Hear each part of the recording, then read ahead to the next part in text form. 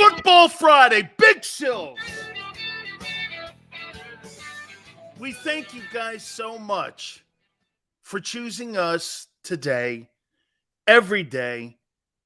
You have so many options out there, and we so appreciate you coming aboard with us. And you know what's funny? Sills, this is the show that I want to throw a brick at, but here I am again. And to me, some of you guys have turned out to be some of the best people we've ever spoken sports to. I'm not kidding you. Okay? You know, there's only a few people that I like to throw flowers to, and this includes The Rock. I throw more flowers towards you guys than I do anybody in my life, including my own family. So, kind of like we are family here a little bit. We appreciate you coming aboard. That's enough before people start throwing up. I get it. Look at Prince. I hate this show. Here I am, Sills. Perfect way to start. Actually, here's the second way. Last day for you to qualify for our Hooters gift certificates. We do this each and every single day, starting on Tuesday all the way through Football Friday. All you have to do, we will put out a code word. Tone will throw it out throughout the program. All you have to do is identify it, email us your information, and you potentially could be a winner that we'll name on a Football Monday. You email your info, you send it on that email, Dan Sileo Show @gmail. Simple as that.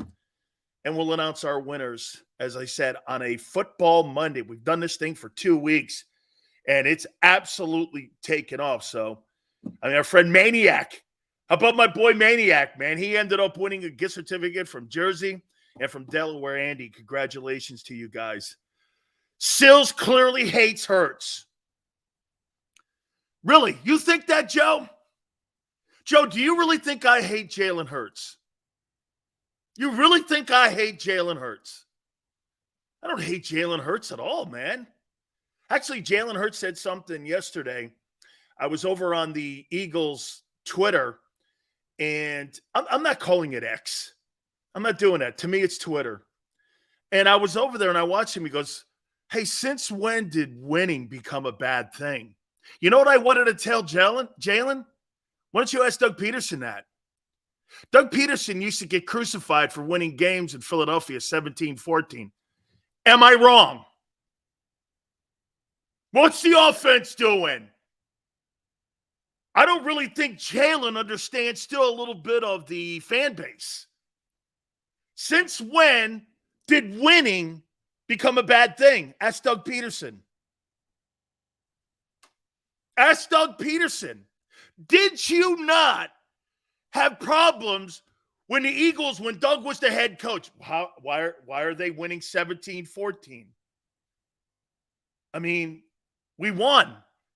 Was it ever good enough with Doug? Yes or no? Was it ever good enough with Doug? Right? How many times did Doug get questioned for the offense? Right? How many times did he get questioned? I mean, but Buddy got fired for winning. Hey, winning games? I saw who was the coach in Chicago? Lovie Smith? Jim Caldwell. They won games. They got fired. Jalen. That city, especially in that city, Philadelphia, you're going to get questioned on how you approach the game, how you play the game, and the result of the game. It's not, nobody in Philadelphia just goes like this. Hey, we won. We got out of there with, a lot of luck here, a lot of skill. Let's move on and let's go to Tampa. Nobody talks like that in Philadelphia. You know better than that. Or does Jalen not know that? Come on, dog. I mean, you don't have a head coach like Nick Saban that starts talking to the media. You see, you know the difference you have in college? Nick Saban can call the media rat poison and get away with it. You can't do that. Nick Sirianni can't call the Philadelphia media rat poison. Coaches in the NFL can't talk to the media like that. And they don't. When have you ever, those coaches are gone. The coaches that talk shit to the media in the NFL, they're all gone. Okay? It's an absolutely different approach when you're talking college and pro football. Well, let's start with that because the start of week 3 was last night, and the 49ers absolutely dismantled the New York fraudulent Giants. Daniel Jones sucks. That guy, you really think Tyrod Taylor is that much lesser of a quarterback than that guy? Man, I see a better version of Tyrod Taylor when I see Daniel Jones, maybe a little bit more accurate and maybe a little bit more athletic. I don't see shit out of that guy. I just don't see it. I don't see. And you gave him $46 million. I'll tell you this, Kyler Murray's better than him. Kyler Murray is better than Daniel Jones. I would take Kyler Murray over Daniel Jones. I would take Kyler Murray. He's terrible. He's terrible. Brock Purdy looks like the guy. 310 yards in the game. I thought he was really great. By the way, Deebo Samuel was spectacular last night. 6 catches. All of them impact catches. Their defense is lights out. Now, again, it's the shitty Giants. Hey, Brian Dable, was that a one-year wonder kind of thing like we saw with Matt Nagy up in Chicago? I don't know. That team did nothing to improve itself.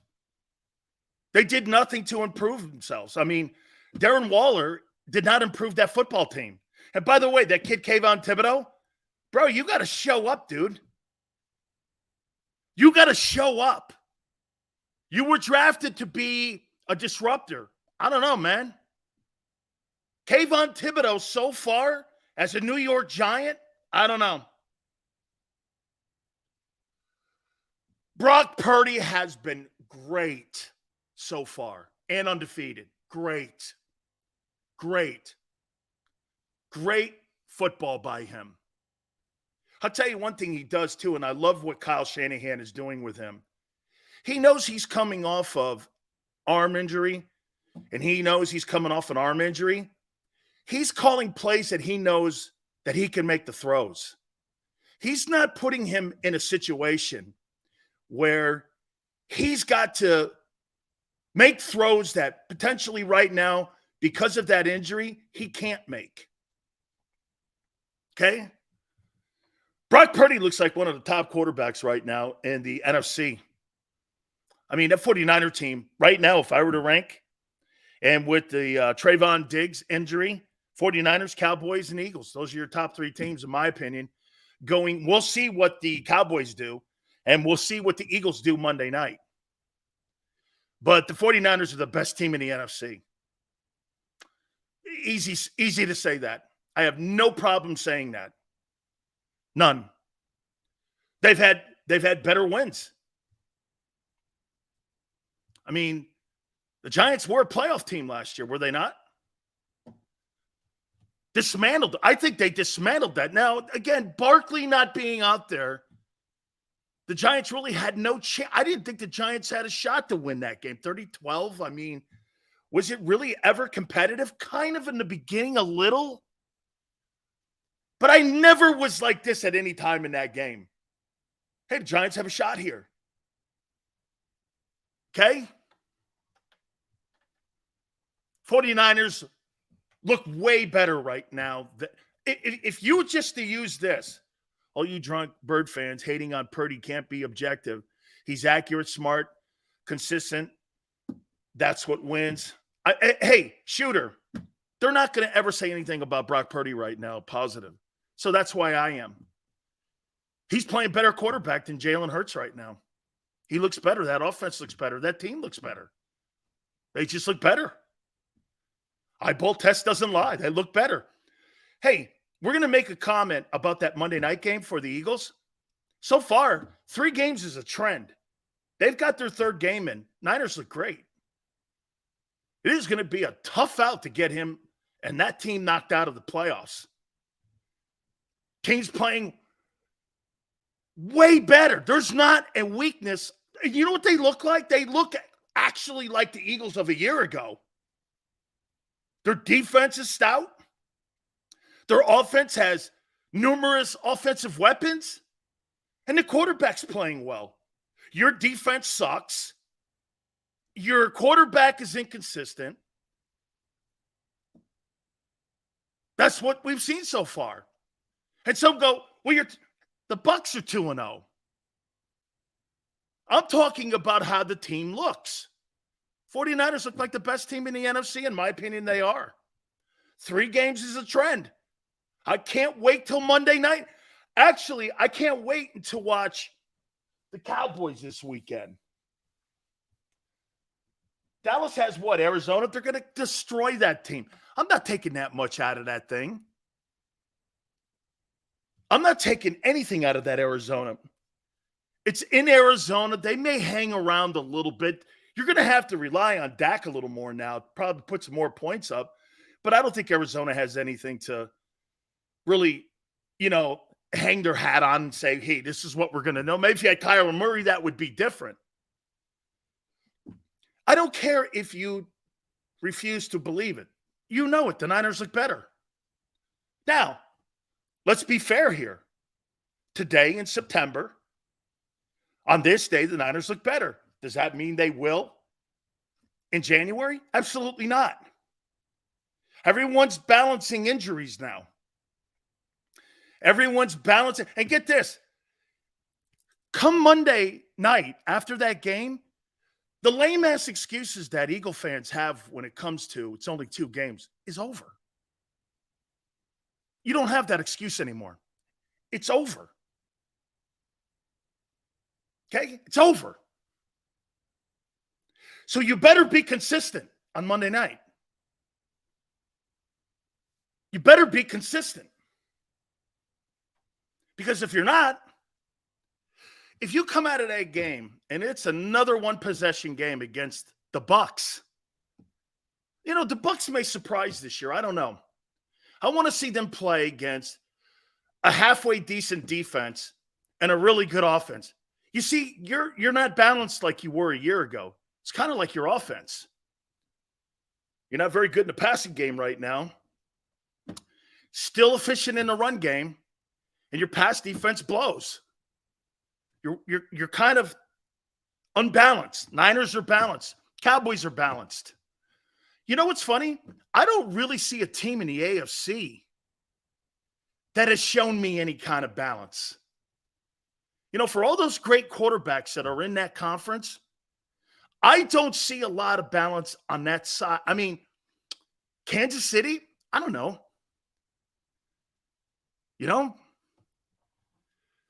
Devin says, if we stop a team's run and force them to pass being one-dimensional, it inflates the pass defense numbers negative, just like our run defense numbers last year. But you're not, that's not why your numbers are 31st in pass defense. And it's Mac Jones. The completion percentages are off the charts. Mac Jones threw the ball 54 freaking times and had 3 touchdowns on you. Kirk Cousins had 4. In 2 weeks, you've given up 7 sacks on your passing game, and the opposing quarterbacks have thrown for 7 touchdowns. I'm not what you're talking about.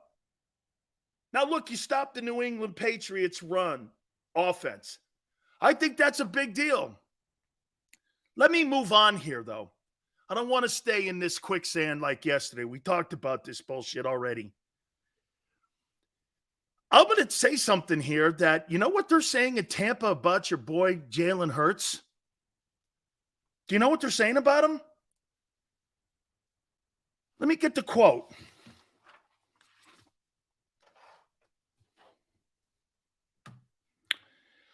Todd Bowles still thinks the Eagle quarterback can't read NFL defenses.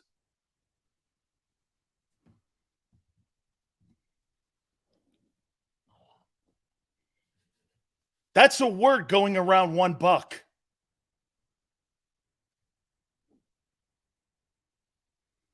Todd Bowles and the coaches at $1 place still believe your quarterback can't read NFL defenses.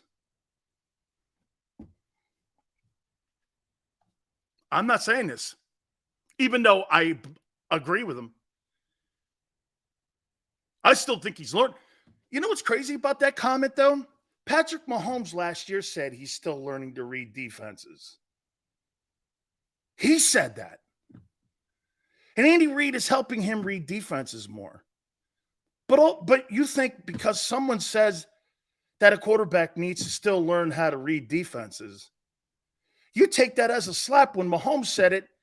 Hey, guess what? I'm still learning how to really, prepare for NFL defenses. And Andy's been instrumental in that. He said when he came into the league, he could rarely and barely read a NFL defense, and he's getting better and better at it. Are you under the impression that your guy is beneath those comments? That's a stupid angle to take, that your guy is beneath those criticisms. It's ridiculous when you got the best player in the game saying it. Why do you think Brady's telling Shedeur Sanders, get your ass out of the SUV and get your ass more into the study room? Because it's about reading defenses and learning and studying. Just because he's only been a starter 2 years, really one decent year, good year. Bowles never said that, huh, Keith? Well, you better use Google. He's already been caught on tape saying it. He can't read it. Keith, Google it. Google it. Google. Caught on tape in the playoff game. And now going around $1 this week. Why do you think that you saw Brian Flores put 5 across the backside? And why they went to the run game? Because they know it confused them. They're putting those secondary guys back there for a reason. What did even A.J. Brown say? A.J. Brown said, we're seeing things that we've never seen before. Because you know what coordinators are saying? Hurts can't read defenses. Micah, thank you. This ain't me talking here. Hey, I've given you my opinion. These are NFL coordinators saying this now. Of course he's learning. If you're not growing, you're dying. They're seeing so many different defensive looks this year, and edges aren't crashing to defend. That is such a great take, Christopher. That's correct. See what Christopher just put up there? That is exactly what that team and that offense has seen. Right there, Tone. The man who just gave us, thank you, sir, the $10, that's exactly what's happening. That's exactly right there what's happening. That's exact. They're not crashing those ends down. And given that opportunity and that counter trade to come out the back door, absolutely true. Absolutely. For accuracy, it wasn't cornerbacks. It was cornerbacks coach Kevin Ross who told his players Jalen couldn't read, not Bowles. If you go over and you read some of the articles, Bowles says it too. Not on tape, but Bowles Bowles agrees. Bowles agrees. Bowles agree. And by the way, the coordinator on that team in 2021, is that the year the Bucs won the Super Bowl? Okay? He was the defensive coordinator. And Bruce Arians, I believe, was the head coach in 21.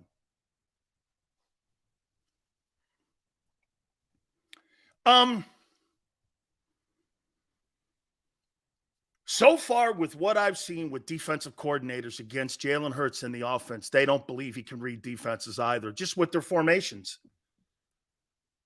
That's why, to me, this is what I would do if I were the Eagles. I would do exactly what Jalen Hurts said. Who gives a shit how it looks? And you know what I do believe? I was watching the press conference, and you know the one thing that I do believe? I do believe that Jalen Hurts doesn't give a shit how he looks in a game. He just wants to come out of the game with a W. He's one of the very few guys, like Brady and all those guys, where statistical conversations really don't matter. They're so rare to find guys like that don't care.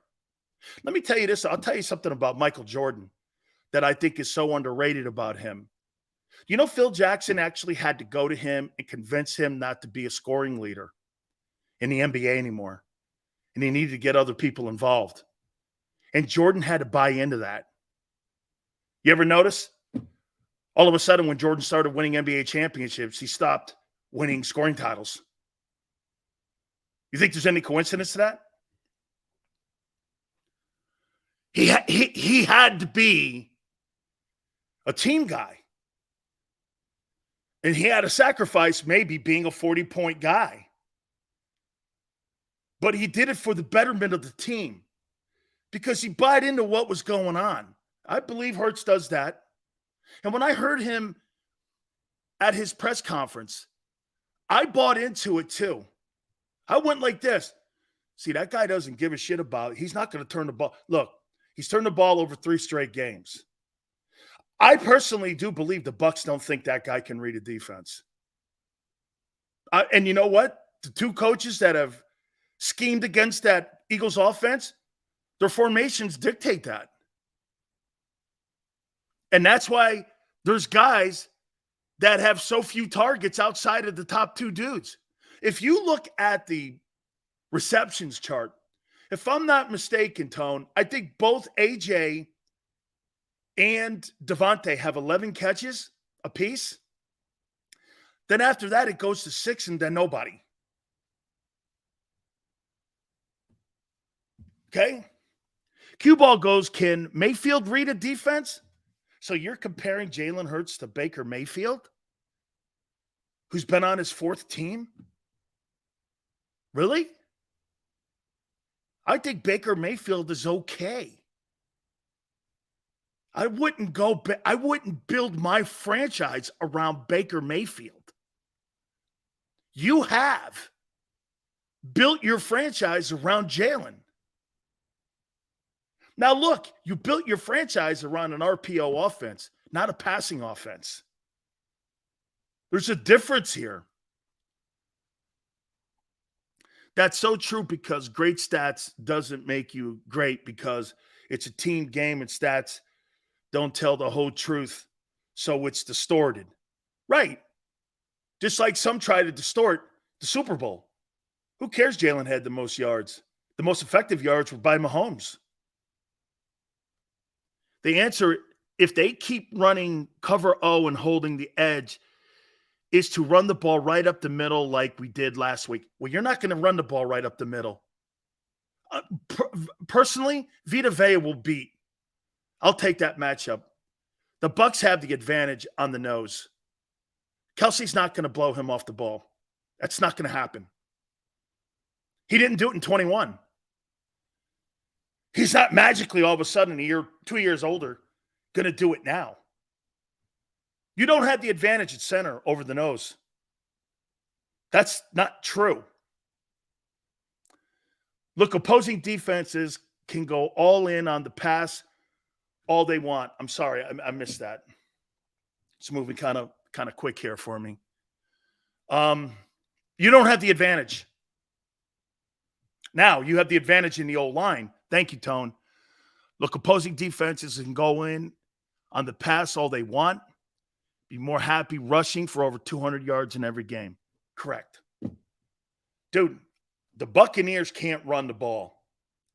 And now that you have Carter and Davis playing the way you do, I'm going to say this to you also about the Eagle defense here in a second. There's no question Hassan Reddick's injury has affected that entire unit, including the secondary. His ineffectiveness has hurt that defense. He's hurt. I get it. Okay? If you want to use that as an excuse, it's a good one. It's a truthful one. But until that gets rectified, your pass defense is going to suffer because no one's getting home except for the two tackles, actually. Josh Sweat played well last week. Okay? Your pass rush is hurting your secondary a ton. And with a weak secondary and linebacking core already, Sean Desai has done a marvelous job on coaching what he has because he doesn't have a lot. He doesn't have a lot. RPO, read, pass. No, that's not what it means, read, pass, option. It's run, pass, option. Guy's trying to change what RPO means. It's a run, pass, option. All of it's reading. It's run, no. Pass, I have the option.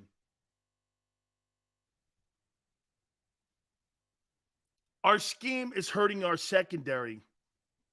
Can't line up 10 yards off the ball because your linebackers are scared because of the pass defense.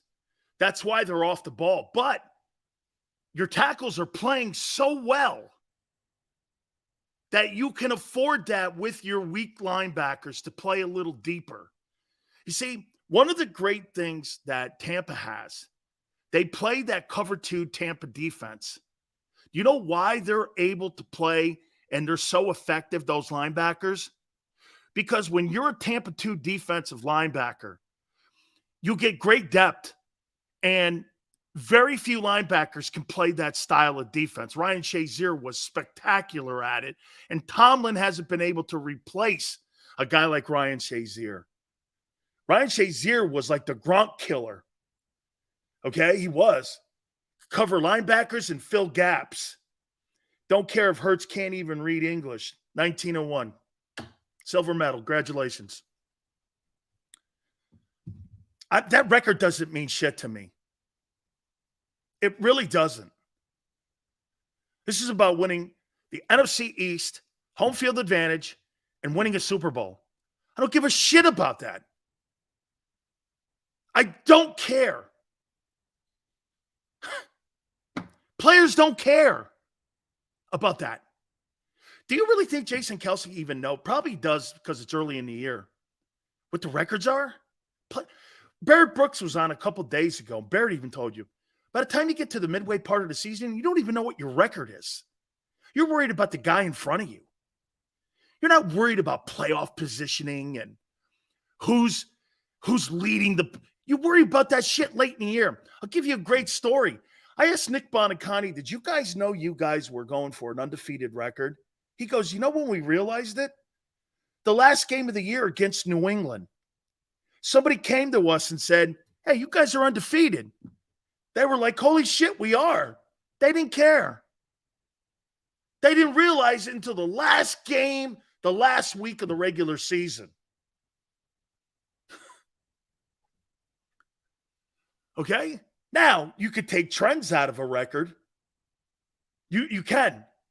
You know, if a guy has a great record versus another team, that tells you that the matchups that you have and every time you play, like when the Cowboys play the New York Giants, the Giants haven't been able to stop their personnel. It's not just Dak. You haven't been able to stop the personnel in New York. But you got 11 straight wins against that team? So that is something. Because you know why? Usually in the division, you are drafting to win your division first. and you're drafting versus the competition in your division. Still, the Eagles try to force more passing, makes us one-dimensional, and puts our best weapon in bad situations. Where can we get Hurts? So running is a must. I think, again, I personally, once again, I think the philosophy has been to take Jalen Hurts out of the run game. And I think it's hurt you. By the way, I'll say it one more time. DeAndre Swift doesn't frighten me. Hurts on third down does. Hurts on third down, third and long. If I was a coordinator, DeAndre Swift, he had 170 yards. He had 170 yards. Still was a one-possession game. You still had a 20-point lead in that game, and you let him come back in that game? Okay, when Jalen Hurts is third and long, and he picks up those third downs, that is a backbreaker. It is a backbreaker when you can't get your shitty defense off the field like the Vikings couldn't. Backbreaking. And what did they do late in the game? You guys say it's coaching. I say this. Well, it is coaching in a way. They just went like this. Our passing game's going nowhere. So let's just run it. And that's what they did. Their one dimension was something Minnesota couldn't handle. That's okay to win a game like that. That shouldn't be criticized. You took the passing game away from Hurts. Well, that's a collective decision you all make. They stopped throwing it. There's no shame in that. Why? Well, Minnesota couldn't defend it. Why would I try to force shit into a game? Can I tell you this? This is what I think the problem in Los Angeles with the Chargers are. And I think sometimes you fall into that up in Buffalo. They try to force their way of doing offense instead of looking at it for what it is. Let's just go with what we're doing better here. We're running the ball. Eagles getting away like that. I think that's why Buffalo looked better in week 2. They just went like this. We're not throwing the ball deep. We're going to have short intermediate passes, and that's how we're going to win ball games. They basically took the deep passing game away from Josh Allen. Am I wrong? Against the Raiders. That's coaching. There's no shame in that. There's absolutely no shame in that. Passing game's not getting it done for the Eagles. Okay, well, Minnesota can't handle the run. Lane Johnson. Okay. That's good coaching. That's in-game adjustments. Do you know that that's probably the best job that Brian Johnson has done so far? Was the fourth quarter versus the Vikings. Instead of trying to jam the passing game, which has been sputtering, they went away from that and said, Minnesota can't handle this. Okay? Minnesota can't handle it. And do you know what the luxury of that is, having a quarterback that can just do this? Well, let's just run it. Brady can't run it. Mahomes is not going to run it. If they have an ineffective passing game, the Chiefs, they're losing. Do you understand that? That's the advantage you have. But the problem becomes this. It doesn't look like last year. Do you know this? The one thing that the Eagles have still maintained from a year ago is the ability to do both. It's just not looking like it did a year ago. That's okay. Teams have caught up on you and put good game tape together on you. That is how you win ball games. You take what the defense gives you. I was proud of Brian Johnson. Dirty. That's the best bit of coach. See, everyone's like this. Okay. Well, they did become one-dimensional. But here, it's okay to do this. Yeah, they took the passing game away from Jalen in the fourth quarter. Why? Well, because Minnesota. See, it's the way, I guess, you deliver that. Well, it's because Minnesota couldn't handle the Eagles' run game. Our strength versus their biggest weakness was run defense. That's coaching it. It's not shade on Jalen. People look at it going, man. And hey, for me though, when you watch the 22 and you see the wide open guys that he's missing. Now you saw this press conference, and personally, A.J. Brown and Jalen Hurts to have to address it, and Nick Sirianni. Do you know what I would tell you, media people? Kiss my ass. I don't have to explain myself to you for us having a private conversation on the sidelines that just so happened 4 million people saw it. I don't give a shit. I don't have to explain myself to you. You never see anybody in New England explaining for the last 25 years anything. A.J. Brown and Jalen Hurts and Nick Sirianni don't owe you an explanation of what was said or not said. If those two go out there and ball out, guy gets 100 yards, 10 catches, and he has 1,500 yards, who gives a shit? Doesn't have to be addressed. That doesn't have to be, because then you know what people are going to do? They're going to dissect it more. Oh, really? Who cares? Personally, to me, it's the dumbest part of the week that I heard anybody trying to make anything out of. Of all the things, the thing that I said was that you have multiple players now complaining about targeting. Because Goddard, okay? Hey, I'm great in the run game. I could dominate in the run game. We know that already. He didn't like the way he was, his role in the offense in the passing game. That's the soundbite. And you got another guy that was complaining. That's when you start going, and then you look at the tape and you see the missed passes to the open guys. And you're like, what are they doing? Well, they're lining 5 up across the backside. And the Eagles are now, hey, Todd Bowles is going to do the same thing. But here's the difference. The Bucs can play the run. Okay, this Bucs defense is better than New England. I would say New England probably has better edge rushers. That kid White and Judon are probably better edge rushers. Okay, but everywhere else, linebacking, secondary, Winfield, all them dudes. Dude, look at the personnel. You don't have to go, we'll see. That team won a Super Bowl 3 years ago.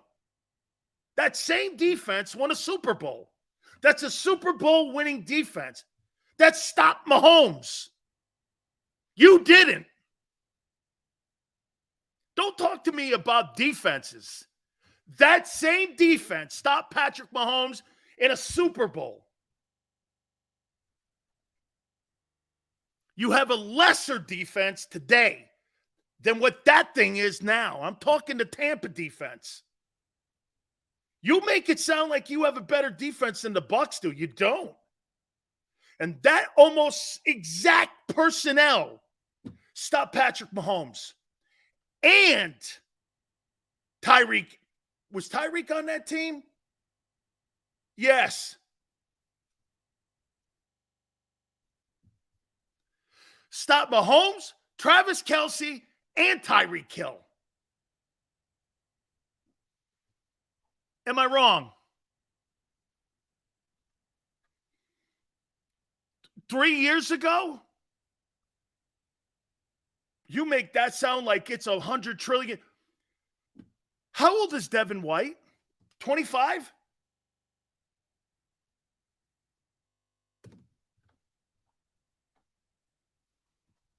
It's a different Jalen Hurts. So far, you're right. It has been a different Jalen Hurts this year. So far, you're right. This is going to be a lot of... You got people walking around one Buck place right now that doesn't think your quarterback can read defenses. Today. That's a fact. I know that to be a fact.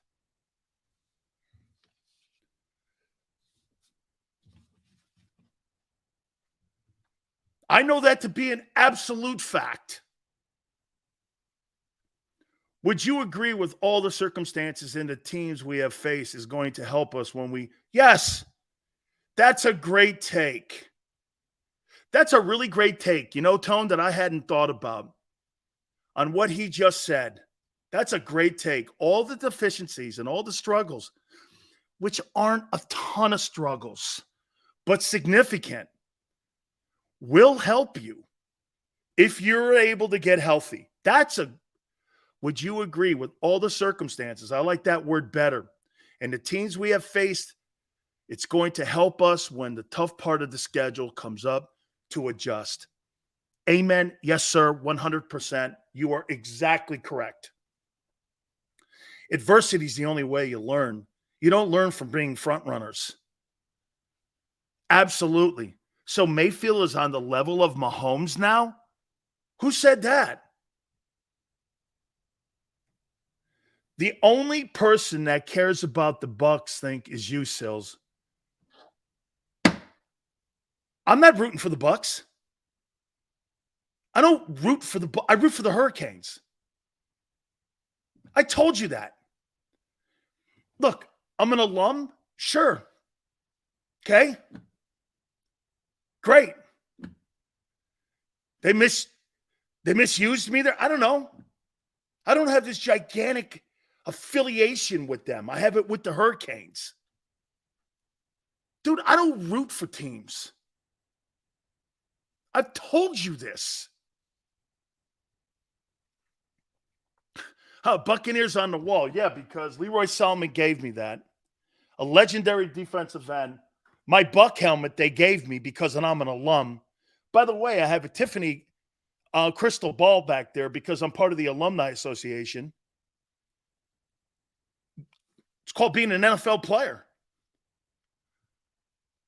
I got a Tiffany crystal ball right here. Here. From Tiffany's. That the Bucs gave me. I think you can see Tiffany right on it there. There's Tiffany and Company. Pretty cool, actually. Yeah. So? And? There's people in that organization right now that do not believe Jalen Hurts is out of the gate in a good place passing-wise. And for you to blame Brian Johnson, Jalen's got to figure this out. Not Brian Johnson. Jalen's got to figure it out. And he started figuring it out a little bit at the press conference. Okay, on his current path, there's not a chance in hell he's throwing for $4,000. Not a chance in hell. Relevant. He's going to figure this out. Do I believe Jalen Hurts will figure that here? Do I think Jalen Hurts will figure this out more so than Justin Herbert will figure it out? Justin Herbert is a superior passer. But do I think that guy's going to figure it out? I don't know. He has the coaching to help him. I think they're figuring it out in Buffalo. I think they had a come to Jesus conversation with Josh Allen. We're not doing this. We cannot win a Super Bowl if we turn the ball over. That's also been another thing. Got to protect the football a little better. And those turnovers, 3 in a row now. Let's not see that against the Bucs on Monday. Okay? Let's not see that. Sills, who you got winning? Eagles or Bucs? I think it's 5. What is it? It's 5. The Eagles are given 5. That's for me to take the Bucs. I should have took them when it was 7. 5? I don't know, man. I think that game's awful close because you're not going to stop Mike Evans. Not a chance in hell. Mike Evans is going to destroy Darius Slay. Destroy him. Mike Evans right now is playing. Did you see him last week? He is playing like his hair's on fire. He is playing for a contract somewhere else. He looks so good.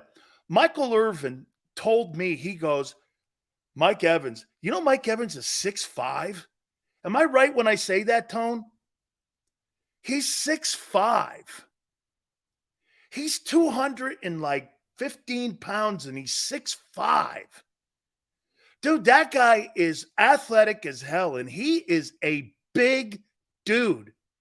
Do you know there's only one guy in pro football history? Mike Evans is 6'5", 231.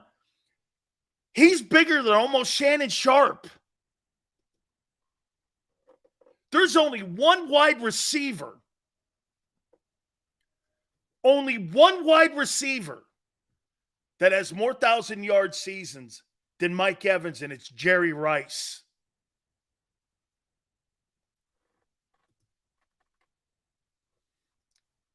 You don't want Slay on Evans. I want Bradbury's ass on him. You're damn right, Tone. Slay can't cover him. Slay's not your best DB anymore. That's a great comparison, CZ. I don't believe that Mike Evans. Hey, would we not agree, Tone? Mike Evans has to be one of the most underrated wide receivers in pro football history. Because I did the same mistake. Tone goes, dude, this guy's got 9 1,000-yard seasons. And Sills, they're in a row. And this guy had Jameis Winston early in his career. I mean, you know what he's telling Baker Mayfield? Just throw it up. I'll get it. Just throw it up. I'll get it. He's not as electric as Megatron. Megatron is electric. It's just an electric player. Electric. I mean, you know what? If I had to put athleticism at the position, Jerry Rice would not be above Randy Moss and Megatron. There's something different about Moss and Megatron. I mean, they were freakazoids, man. They go up into triple coverage and they come down with it. Like, how about this? A.J. Brown's not better than Mike Evans. He's just not. And get this, that's no shade on A.J. because I'm talking about a Hall of Famer. He's a Hall of Famer. Mike Evans, when I put the list together, when he's done, he's going to get – this guy's got 10,000 plus yards already. Okay? This guy's a Hall of Fame guy. Winston wasn't great. He did throw for 5,000 yards, though, one year. Remember that? He had 30 touchdowns and 30 picks. But he sure slung it. He did, man. Remember that year, Tony? He had like 30 TDs and 30 interceptions. Evans has over 1,200 targets through 10 years. Whew. Man, what a football player. Underrated as all hell, man. He is a great player. Mike Evans has been lining up in the slot a lot more this season. When that happens, who would you want to guard him? Whew. Can I tell you, man? This is going to sound weird. Man, would I risk putting Sidney Brown on him? I think you need a big body on him. I think you need a big because I don't think the Eagles have a guy that can defend him. Now, am I 100% sure that Baker Mayfield's going to make the right decisions? To me, it's not the receiver. It's the quarterback. Dude, he's still Baker Mayfield. He's playing better. He totally is. But he's still Baker Mayfield. You know what I mean? He's still Baker Mayfield. We can sit here and debate that all we want. He's still Baker Mayfield. Okay? You got to play physical but they don't play. But see, here comes again a problem that the Eagles have defensively, and it's been this way going into 3 years now. They're not a press coverage team. They're not a man cover team. Darius Slay has never been a very good man coverage corner. He's never been. He's a great center fielder. Mike better than AJ? Yeah, he is. I'll tell you what.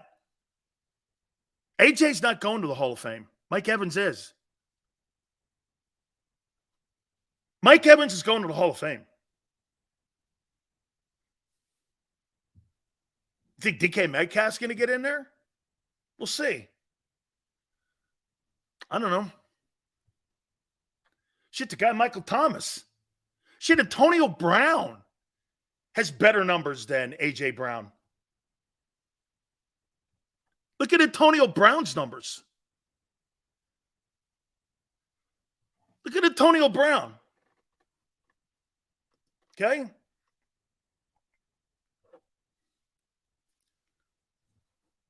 They are two different guys. But that's not how the Hall of Fame looks at it. They look at pass-catching wideouts, either slot or at Y and Z. It's kind of how they have always done it that way. They put them all in one pool, unfortunately. That's why you got a guy like Mark Bavaro who played in a different era, Tone, that doesn't have all the big targets and big numbers. Even though he was the prototype tight end back in the day, he'll never get into the Hall of Fame because he's put into the pool with Jay Novacek and guys like Jason Witten. And it's totally unfair, but that's just the way they vote. It's just the way it is. Okay?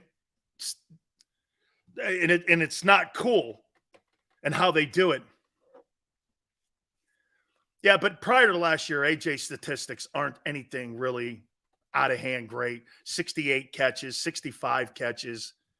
I mean, they're good. I mean, I could go find Hunter Renfro's numbers too. Prior to a couple of years, he had pretty good years. Or even that guy Adam Thielen.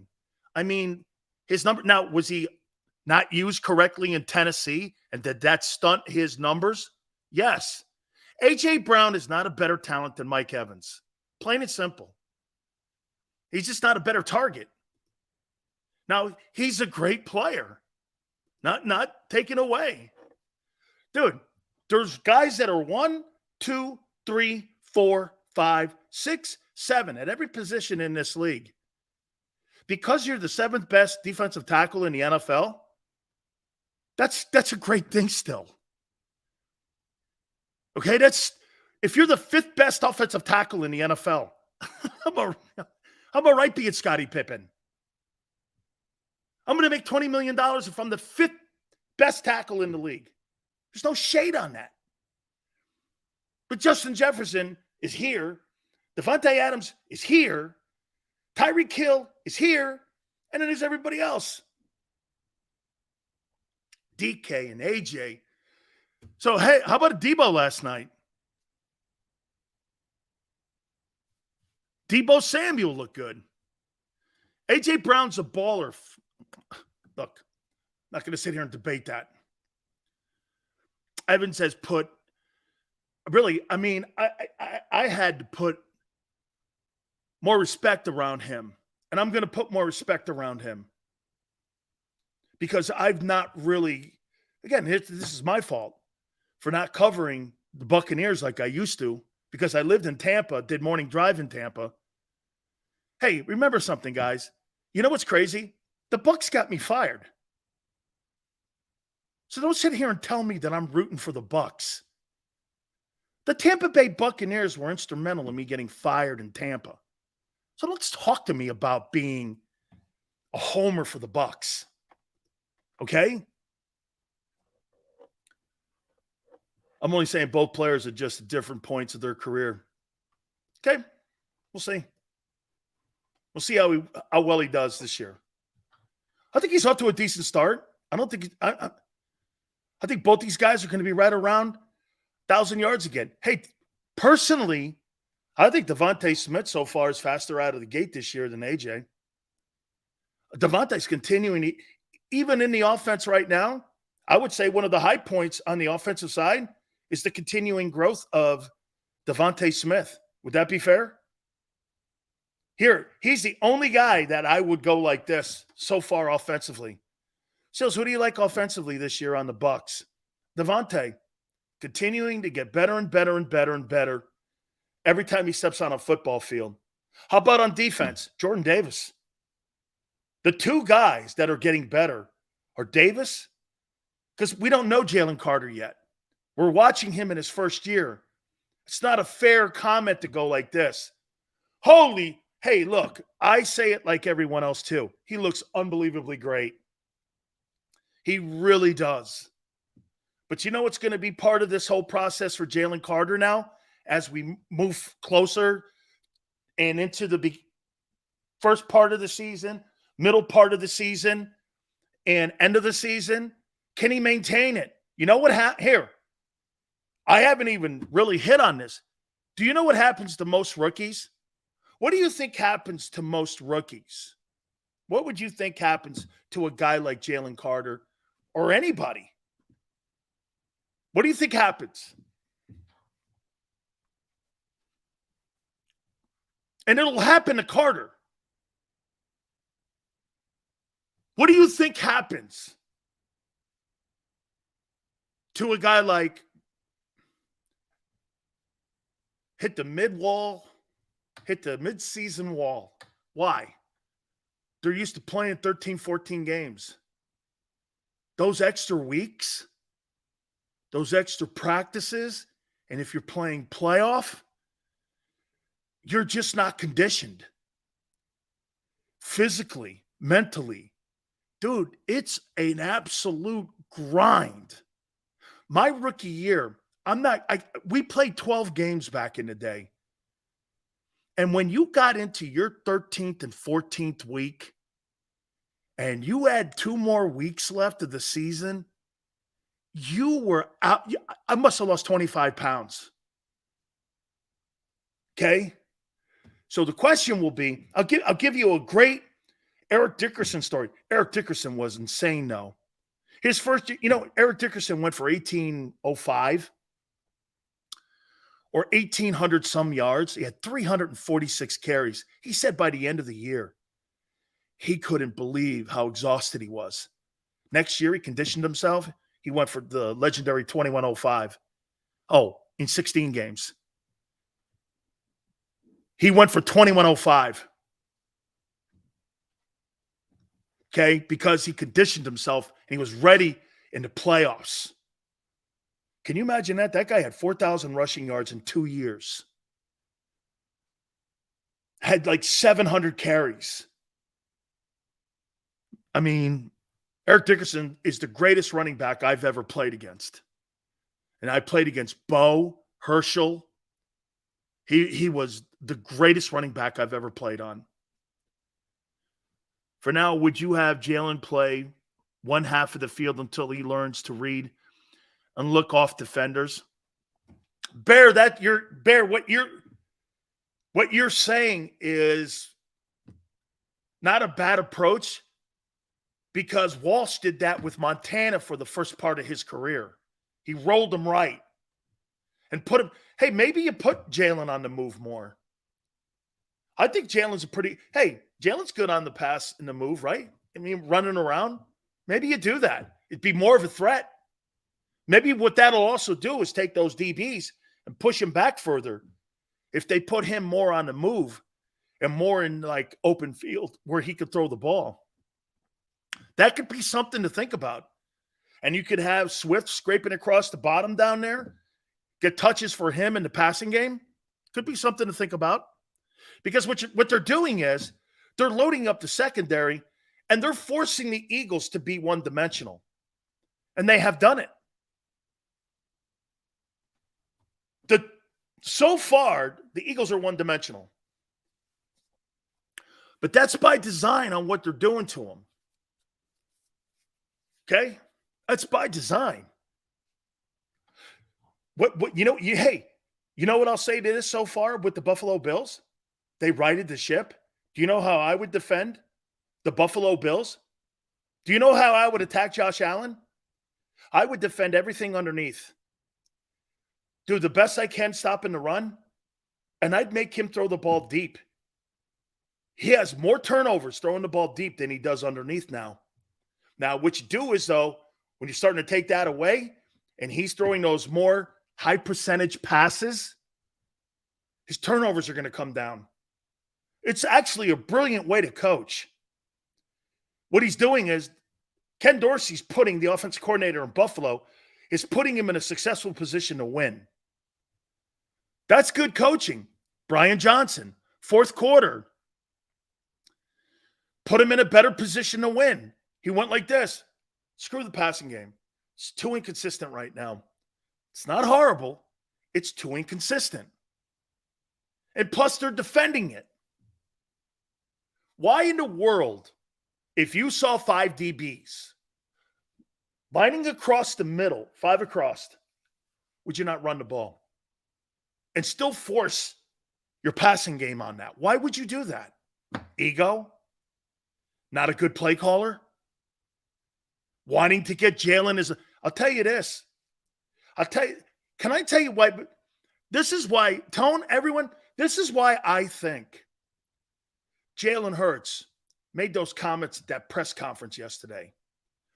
The shit they're doing right now, they're taking the passing offense away, and you know what else they're doing?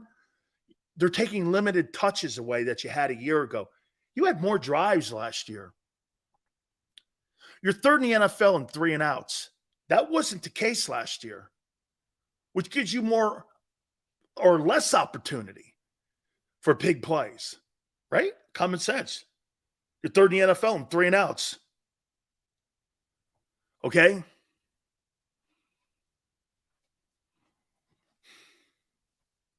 JM goes, Vegas has one of the worst defenses, and the Vikings don't?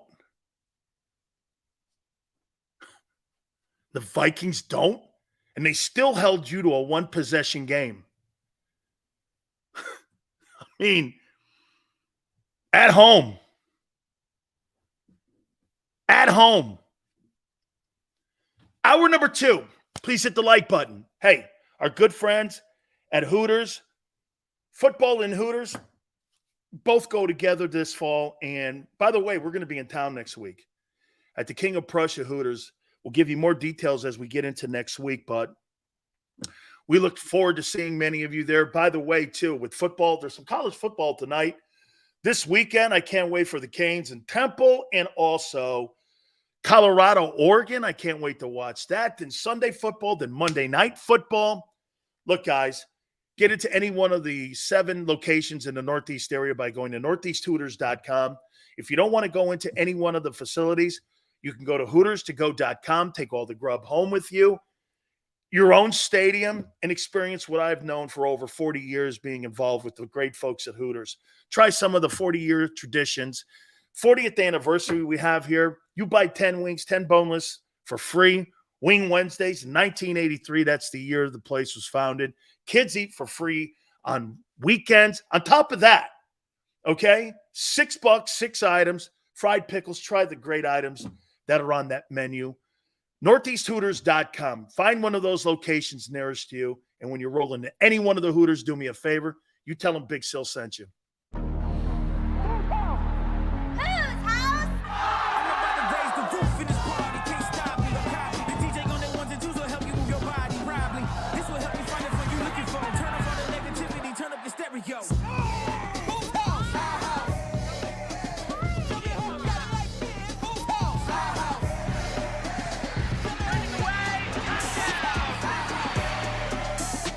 Football and Hooters, the perfect pair.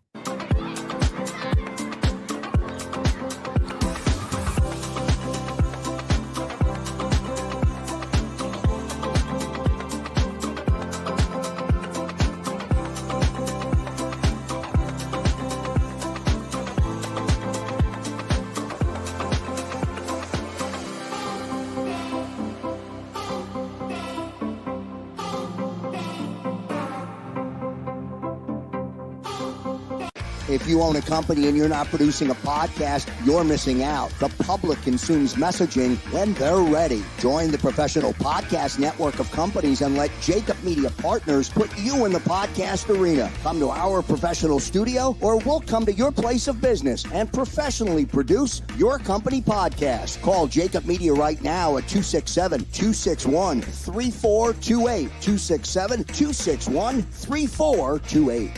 Heading down the shore, have a ball once more. Here, imaginations run wild and time stands still. Because here, you can find the best of the Jersey Shore, all on one 5-mile island. So leave the old you behind and get lost in the woods. Wild, wild, wildwood days. Score and save in southeastern PA and Delaware with Colony Pools this football season, and let the experts close your pool with a custom Merlin safety cover in green for the birds. And if you join our Winter Watch team, we'll give you another 20% off, and Colony Pools will handle it all. Keep your tiles on your pool, not in your pool. Fly with Colony right now, birds fans. Visit flywithcolony.com.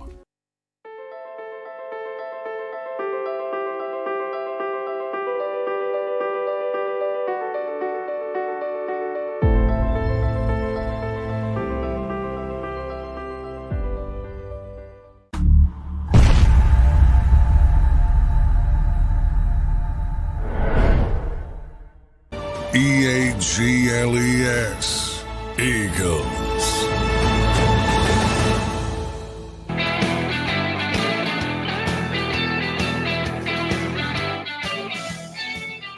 Hour number 2. How much do you think that injury to Teron Diggs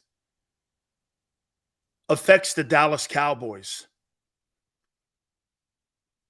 and their ability to get to a Super Bowl?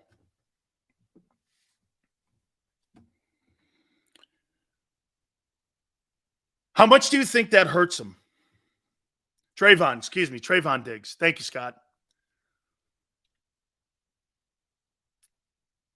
How much do you think that hurts them?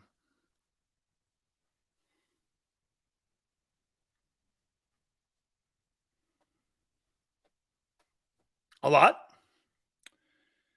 Funny, the Cowboys are pretty deep from what I'm understanding. Deron Bland had 5 picks last year. That led the Cowboys in interceptions. They're pretty deep at that position. Now, look, if you told me they lost Micah Parsons, I think that's a huge deal. This year, it's a big deal. I'm not suggesting it's not. I think it's a big deal too. But it's not a catastrophic deal. Because you know why? The Eagles have lost people, and the 49ers are going to lose people. Everyone's going to lose people. To me, again, this comes down to the war of attrition. If the Cowboys only lose, if they only lose Diggs, and they can get to the NFC Championship game having only suffered that loss, you have to wait and see how the rest of the league, how it plays out. I think right now, today, it's a big deal.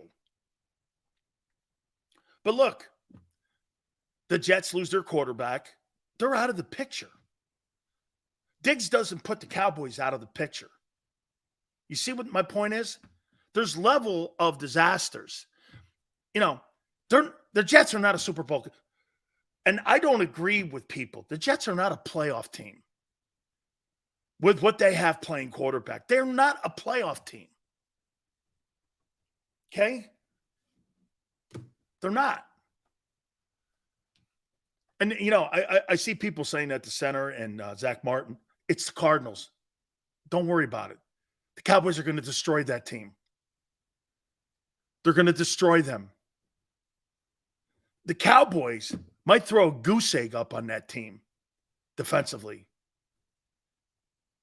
I mean, they may pitch another shutout. And on top of that, they got a heck of a D coordinator. They got a heck of a D coordinator. Now, I want to go over to the other side of the football with the Eagles here as you go through the weekend and get ready for Monday night.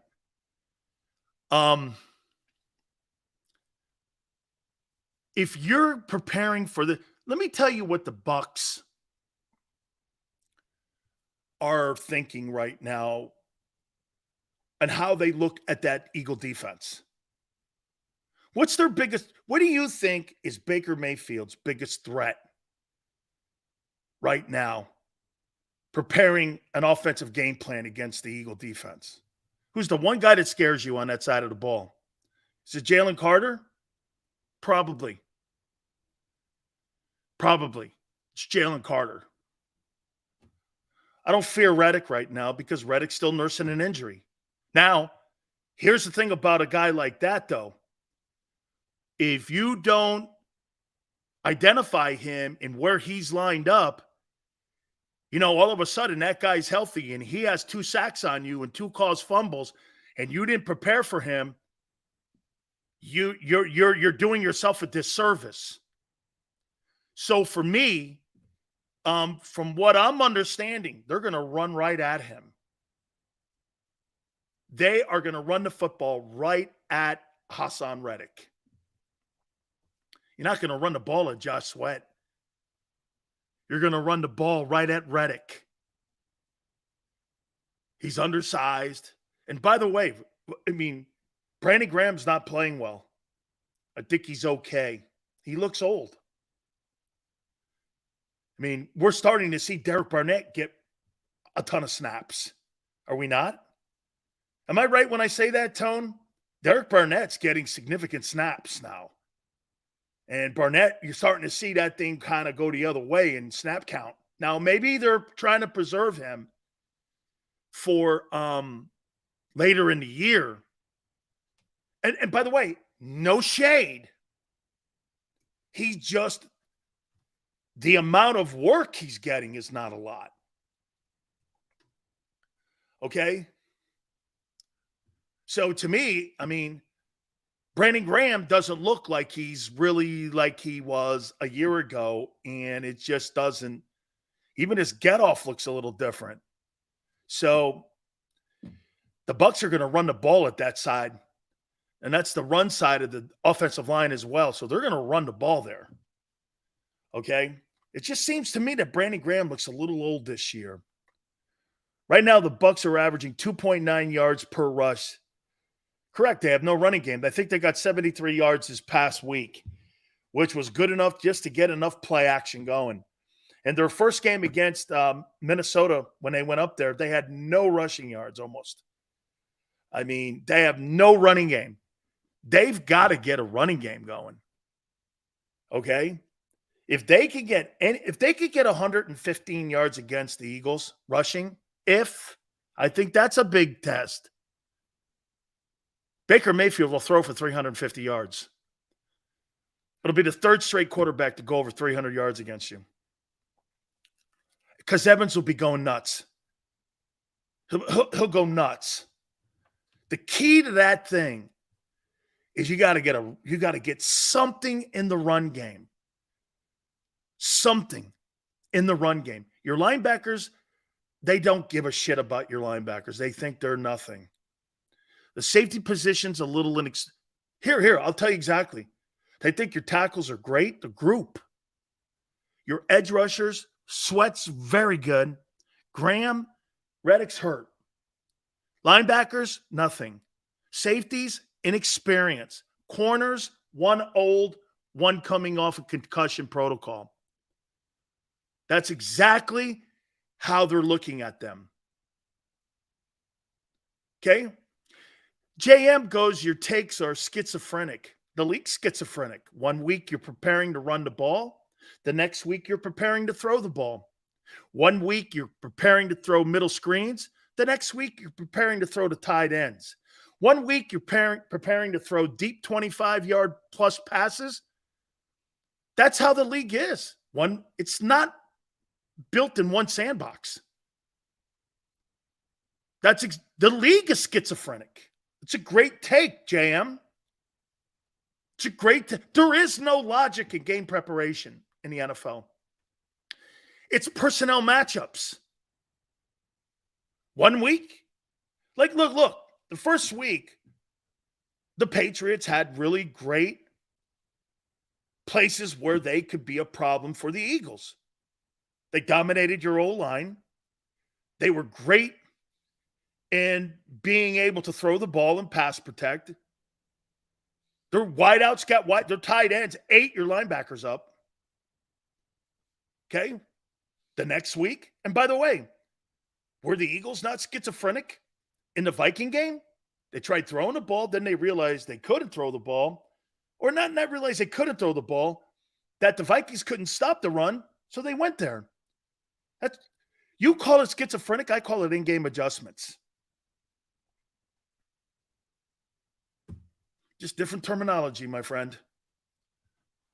That's all it is. Rocksteady says, I'm telling you, Baker can get out of trouble. But you know what, Rock? I think that's been a problem in his career because I think he is a little bit suspect when pressure comes in the pocket. I thought his pocket presence with pressure was one of the reasons why he struggled in Cleveland. I thought he struggled in Cleveland because of pocket presence. Okay? I did. I thought he took off too soon. Instead of sitting in there and taking a shot in the chops, you got to have some courage in there. And you got to take a hit back there. Your offensive linemen see that. You're taking a pounding back there, and you're still standing there. They're going to tend to block for you more. You take off running, that old line doesn't stay in pass probe as much. He's doing a better job of that, though, this year. Baker Mayfield, okay? So far, Baker has gone up against two of the worst D-lines in the NFL.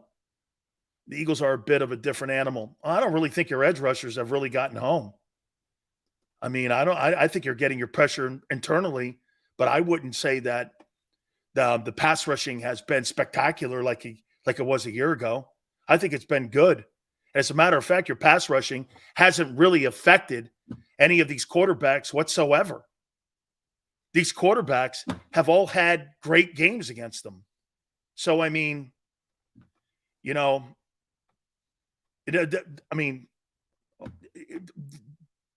that defense is not as good as people thinks it is. It's just not. And quite frankly, if you want to go with Tone's mentality, I'll throw this mentality at you. The Eagles have also played two of the worst rushing attacks so far. Now, I think New England's going to straighten it out. But Minnesota doesn't have a running attack. That's why they just got Cam Akers. I mean, that decision to move off of Dalvin Cook, it looks even dumber. You have no running attack. You know what I mean? Yeah, and Tone goes, as a collective group, he respects it. I think they're okay. I don't think they're great right now. That linebacking core sucks. That secondary is not very good right now. The numbers dictate that. Mac Jones tore you up. I mean,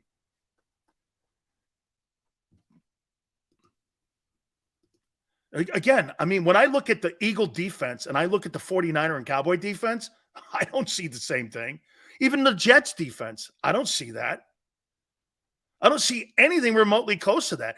I saw Hunter Henry own that linebacking core and safety core.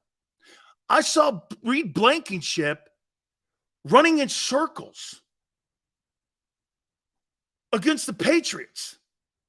I mean, to each his own. Some will see a better defense than I do. Okay? No, I agree with you, Tone. They did a nice job stopping the run against the Patriots. They did. I think the Patriots, if I'm not mistaken, I think they had 90-some yards rushing. I think it was somewhere in there, 90, maybe 107. That's great when you hold them down there. And the Vikings had no running attack. Okay? But again, they're getting destroyed in the secondary by the passing game now. It's a passing league. Hasn't people realized what they're trying to do to the running back? They're trying to phase out the running back position. Okay? I mean, the guy who had the best offensive performance so far has been your running back. Not anybody in the wide passing game.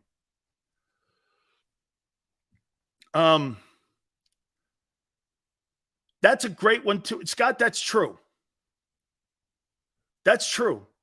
That's the one point, and to me, that goes back to decide too.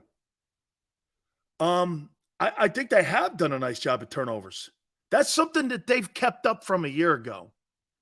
You know, as I said to you, the team that has done the best job so far this year on turnover takeaways and, has been the Cowboys. They have no turnovers, and they lead the NFL in turnover takeaways. That's why they look the way they do. Now, the Diggs injury is going to be something to keep an eye on, for sure. Okay, and personally, I do not believe the Cowboys have the Cowboys, I don't believe have a lot of depth. But then again, I don't really think the Eagles do. I think they have great depth in their tackle position, defensive tackle. So far, Brandon Graham has looked old. Sweat's looked good. Here, I'll give you, here. This is how I look at the play. Sweat's been good. I like him a lot. Carter has been great. Jordan Davis doesn't even look like the same guy of a year ago. Fletcher Cox looks good. Milton Williams looks good. Brandon Graham, Hassan Reddick, Zach Cunningham, better in the Viking game. Rest of those guys, Nicholas Morrow and them dudes, I don't know. Right? We're not talking about an exceptional group right now. That's nothing near what it was a year. Like I said, I watched the 49ers last night. The 49ers, they're a better team.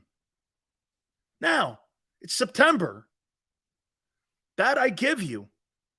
And if we learned anything from Diggs and the injury, it's going to change weekly. You see, this is why a guy like some of you guys go like this. Sileo flip-flopped on the Dallas Cowboys. How could you not when you lose Diggs? Do you think you should still stick with something? Like, do you think people who said that the Jets are going to the Super Bowl, do you think that they still have that opinion today? Is that a flip-flop or is that reality? How many people still think the Jets are a Super Bowl team? Versus when Aaron Rodgers had the flag in his hand and he was running out on the MetLife. It's not a pivot. It's reality. It's not a pivot. You lose Diggs and you just got, all of you just got through telling me it's a big loss. So you don't think that that's going to weigh on whether or not that team could potentially get to an NFC title game. Which is it, guys? Which is it? See, Callie Green still thinks the Jets are Super Bowl contenders then. Or playoff contenders, right, Callie? Even though Rodgers is there or not. You still think that. The same guy who was lying to you who said that Carson Wentz was a franchise quarterback when he finished second in the MVP voting. And you know that same stupid list that Hurts was third on this year? Wentz was third too. Talk to me about shit like that. Stupid conversation. Come on, man. Whatever. Oh, yeah, no, here. Hey, the Cowboys are still the dominant defense, even though Diggs is not there. You guys listen to those. See, those guys must be 80 years old. Now, here, let's do this. What happens if the Bucs? Nah, I'm not going to go there because I don't like doing that kind of radio. What happens this and what that? I don't. I wait for it to happen. Okay, I don't like doing that shit. Let's just see how this thing plays out on Monday. Bruce Arians And the Buccaneers and how they're viewing Baker Mayfield right now. Where is that?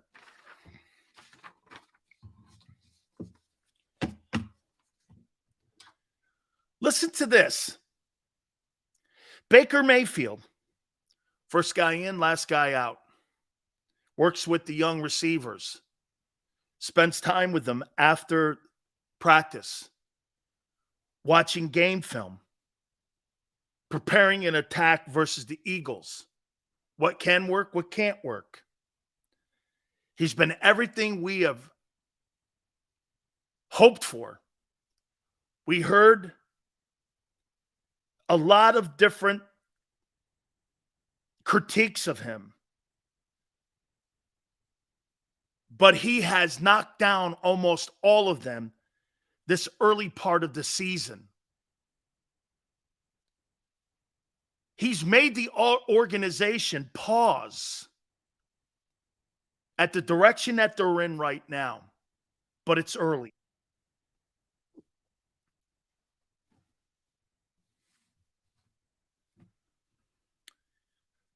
Just like Jared Goff, just like Geno Smith, just like Ryan Tannehill. Maybe the grass is greener sometimes on the other side when you get to a better organization. Okay? Maybe. Okay? Again, me building my team for the next 3 years. Like, when I look at the quarterbacks that are coming out into the NFL draft, and I'm the Buccaneers, and I have a chance to get a quarterback, do I want to hang my hat on Baker Mayfield versus Drake May, Michael Penix, Bo Nix, Caleb Williams? Do I want to hang my hat on that? Me personally, if I'm Jason Light, I'm still I'm still circling the airport on this one. Okay, I'm still circling the airport. I'm not landing on that thing yet. Now, I'll tell you what. We saw this play out this past offseason with Jared Goff. The Detroit Lions had 2 first-rounders, and they could have took a quarterback, and they went in a different direction. Now, they took the kid Hooker at the top half of the draft, but not in the first round, the kid from Tennessee. So they kind of hedged their bets a little bit. Still, they went linebacker and running back.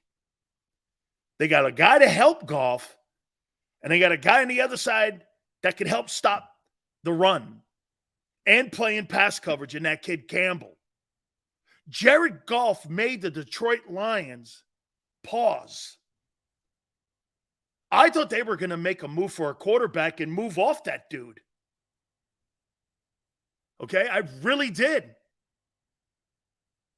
And the Lions won 9 games with him last year.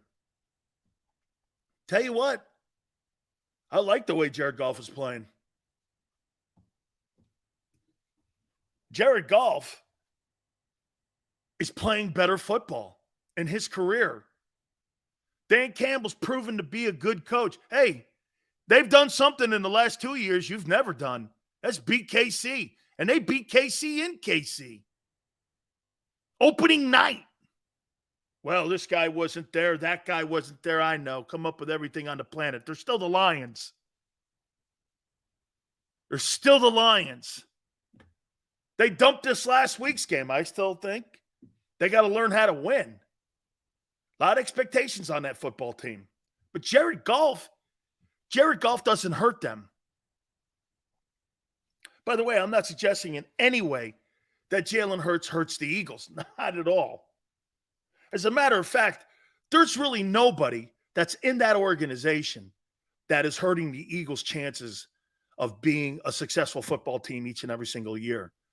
I don't see anybody. Howie gets in the way a little bit sometimes where I don't think he should be. But again, it's a philosophy that, hey, if he has something, there's two things maybe I hate. He does 70 things great. You eat those two things and you go, whatever. Okay? You go, whatever. You know, I mean, so far to me, I think he's pretty good on the Desai hire. I think the Brian Johnson, I think these, hey, of all the things that are going on in the NFC, again, the 49ers look great. Well coached. But to me, you know what that team has to do? They were consistent a year ago. They have to stay healthy, and they got to run through the tape. The 49ers are not going to be gauged on what they do on a Thursday night against the shitty Giants.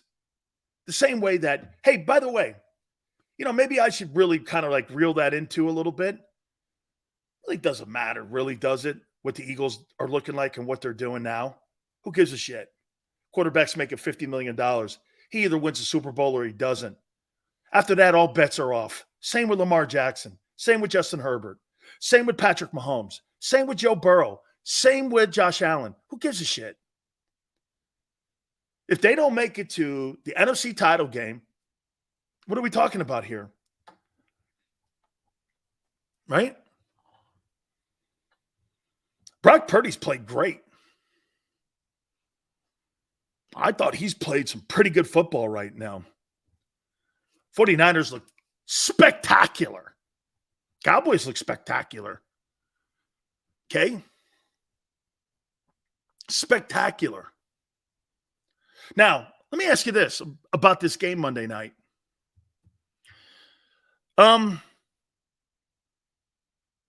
You know, one thing about Purdy, too, before I move on, he gets that ball out of his hand quick. You know, there's no pump fakes. He's really good looking right now, man. Last pick in the draft. You know, financially, 49ers are in a great place. They are in the best place in the NFL. Brock Purdy is their quarterback. And that may save that whole Trey Lance thing. Hey, Niner, all day. You might have a quarterback lead the team to a Super Bowl making less than $1 million for the next 2 years. How about that? And can you imagine? Purdy took a team to the NFC Championship game 2 years in a row, and he makes less than $900,000. Or he makes less than $1 million. He makes like $937,000. That's crazy. That's why you could pay Nick Bosa. You could pay Deebo Samuel. You could pay Fred Warner. You could play Hufanga.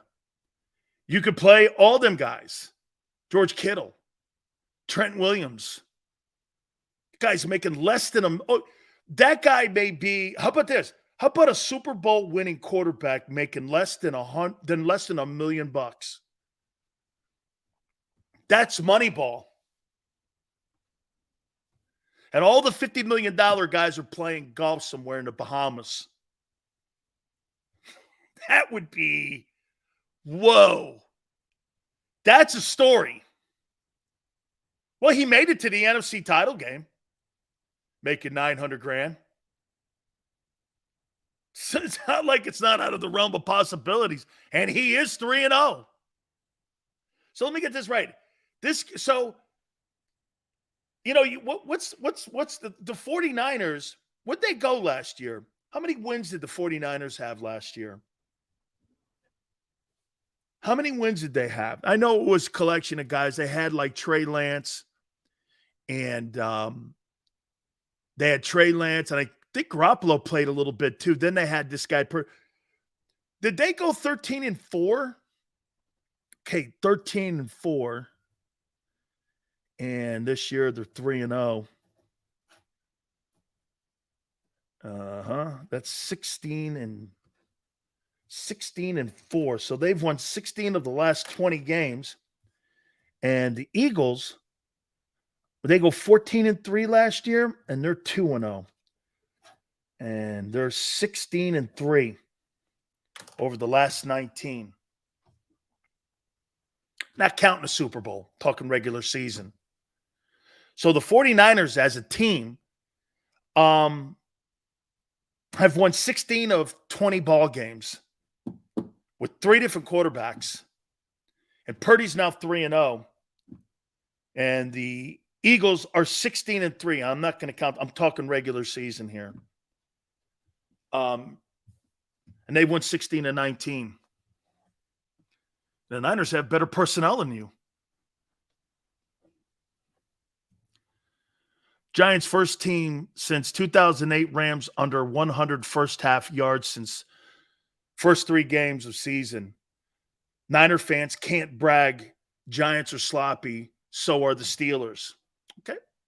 Steelers too? All right. Oh, hey, Tone, is he 7-0? Purdy went 7-1 last year, including the playoffs. So what is he? What is he, like 10-0? So Purdy's 10-0. Am I right in the last regular season games? He's 8-0. Well, he played 3 games this year. Okay. I mean, he's 3-0 this year. So he's 8-0. Okay. Okay. Niners are winning a lot of games. Giants do stink. Wait a minute. Wins matter for Purdy, not Hurts. No, I was talking about you guys bring up 19-1 all the time or whatever that thing is. I just, want you to be in context here that Niners are winning a lot of games too. And by the way, they're finishing on the podium. Who cares, right? Brock Purdy looks good though.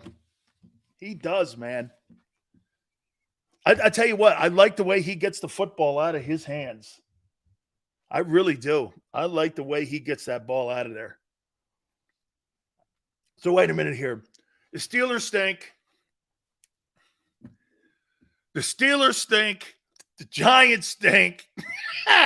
Hey, way to go, guys. Hey.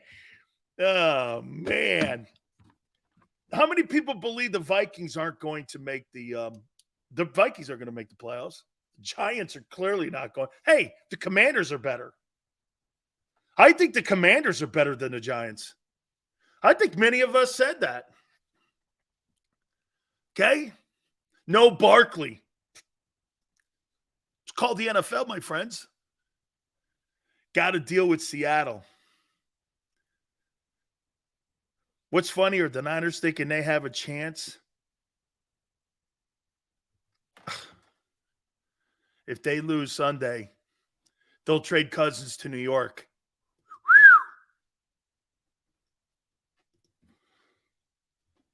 Kirk Cousins to the Jets?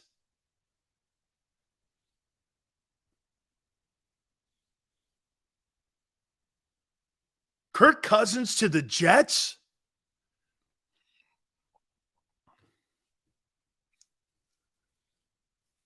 Kirk Cousins to the Jets.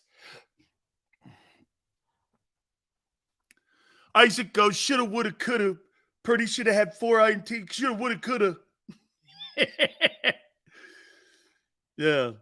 Shoulda, woulda, coulda. Shoulda had this, shoulda had that. Shoulda had this. No Super Bowls in September. No, but if you go 0-3, you ain't going nowhere near the Super Bowl. Vikings won't trade Cousins unless they go 1-5, says Maniac. By the way, Philly Godfather is with us at 5:30 Eastern time. Yes, sir.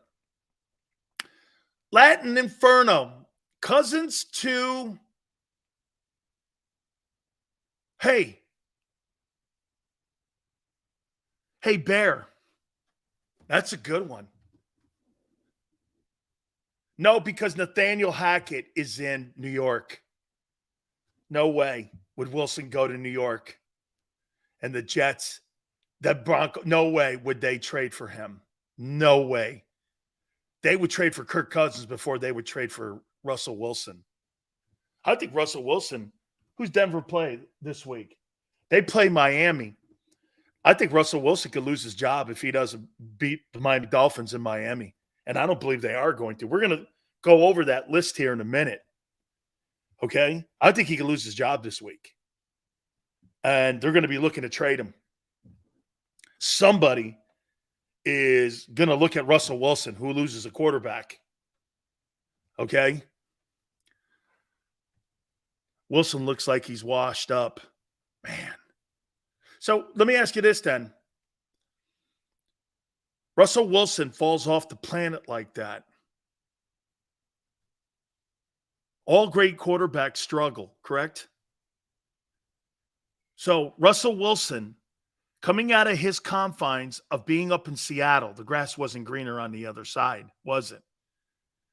Pete Carroll's a better coach than Sean Payton. They won in Seattle as a group and together. You see, Russell Wilson thought he was going to pull a Brady. Well, Brady did it. I can do it.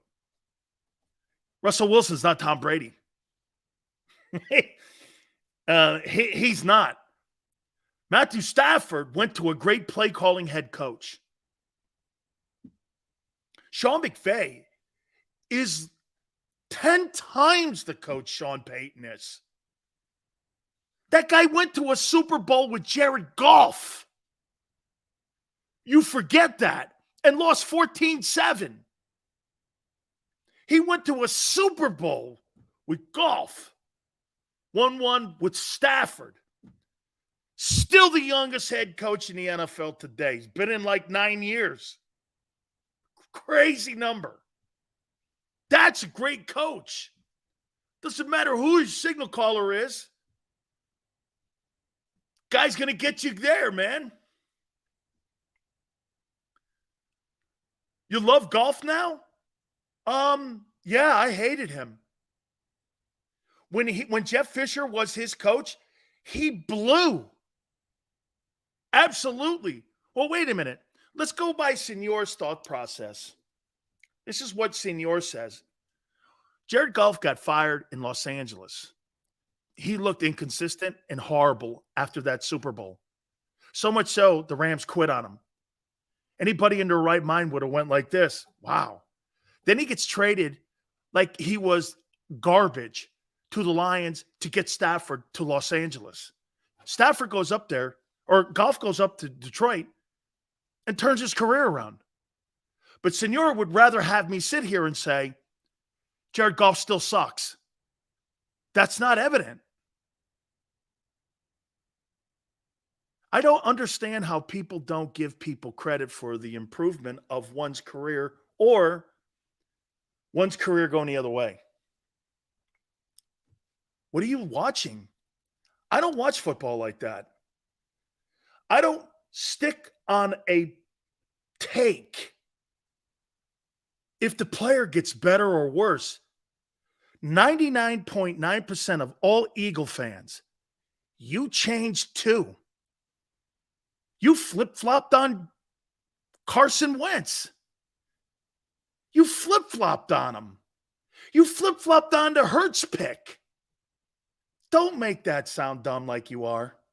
Goff refined his game in Detroit. He surely did, Brandon. He surely did. Sports is a contradiction. Sometimes you're playing great. Sometimes you're not.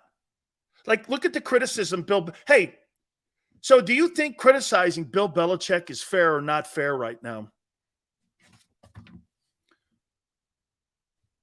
He won all those Super Bowls. Do you think criticizing Belichick today is fair or not fair? What would you say to that? Do you mean how many people look at Belichick today? Is Bill open for criticism for his draft picks? That Patricia thing a year ago? Derailing Mac Jones a bit? Not getting offensive personnel in the building? Is he open for criticism? Here's a guy that won 6 rings. Is he open for criticism? Yes or no? Belichick's the GOAT. I didn't ask you that. His legacy will never be thought of in a different – I don't look at it like this. Well, Belichick, the back end of his career. Look at Don Shula. What did Don Shula win? He won nothing with Dan Marino. Nothing. Does that diminish Don Shula's resume? Honestly. Do you really think Don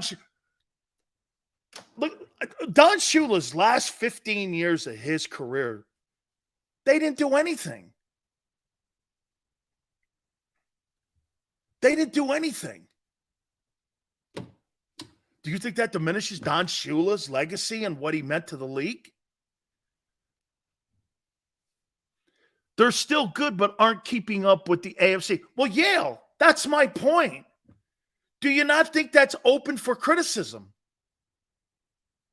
You see, here's the one thing, too. You got to remember something. This is why Pittsburgh, you really can't shit on Mike Tomlin or the Steelers. Why? Well, they've had 3 head coaches since 1969. They may go through some downtimes, but it's not catastrophic downtimes. The Steelers are going to win a Super Bowl again sometime in the next 10 years. And why would you say that, Dan? Because they always do. As long as the Rooneys own that team, the Steelers are going to be back to being contenders again because that's what the Steelers are. They don't believe in turnover. They don't believe in signing a ton of free agents. They believe in self-evaluation and self-development with their draft choices. That's why they land on a ton of wideouts. John Stallworth and Antonio Brown were not first rounders. They found these guys in later rounds. I mean, the Steelers are the gold standard in how you stay stable. Shitbag Peyton wants to wristband Wilson. You know why, Bear? That's to let everyone know it is a scarlet letter that Wilson is not the player he once was. So they're going to something that the player has to wear now because the coach is not confident in him that he knows what he's asking him to do in a game. You can't be any more insulting than that. Sean Payton, I have no respect for that guy. So you're going to take a shit on a guy who's a true Hall of Famer, who might not be the player he was a couple years ago. You were never the coach that people think you are. You were never that guy. Russell Wilson, the problem with him, he doesn't have Marshawn Lynch. Pete Carroll knew that. The only thing that kept him playing well in Seattle, they always had a running game. Always had a running game. When Marshawn Lynch was the star of that offense, not Russell Wilson. And when they took the football out of Marshawn Lynch's hand in that second Super Bowl, and he threw that pick, that's when that relationship with Russell Wilson and Pete Carroll went the other way. Take a look at it. Am I wrong? That team was never the same after that interception. That team was never the same. And when Beast Mode left the building, their Super Bowl chances left the building. Okay? Pete Carroll lost that game. Wilson threw the pick. Shit, I'd rather have him run it in. Why didn't he? He was on the 1. By the way, if I am a quarterback and I'm on the 1 yard line and I have Marshawn Lynch behind me and I'm Tom Brady, I'm either doing a quarterback sneak or I'm handing it to that guy. I'm not taking a chance at a tip pass. It's a high percentage turnover play. I'm handing it to that dude behind me. I'm trying to win the game here, not trying to be the star of the game. That's the problem you have with some of these coordinators. I told you, some coordinators want to put yards and points up. Some coordinators want to win games. And I got to tell you, Brian Johnson, for the first time in that Minnesota game, showed me he's about trying to win the game. We're not throwing it. Took the ball out of Hurts' hands. It put it into the offensive line and into the running game. Right thing. Hey, you don't think Bill O'Brien has taken the game sometimes out of Brady's hand? Hey, when they won that Super Bowl 14-7 over the Rams, did they not take the ball out of Brady's hand? How many yards did Brady throw for in that game? Was it 154? I mean, how many yards did he throw against the Eagles and lose? Didn't he throw for like 500 yards against you guys? And he lost that game. How many yards did he throw for in that Super Bowl against the Rams? 150? They took the ball out of his hands. Said, we're going to run this thing. Okay? Brady had 500 yards. I mean, that 14-7 game, Brady, he threw for 262. I thought he had a Super Bowl where he threw for 154. I thought that maybe I'm talking about the wrong Super Bowl. I thought he had 154 yards in one of the Super Bowls. And they took the ball out of his hand. I thought he had a game where Brady's Super Bowl stats.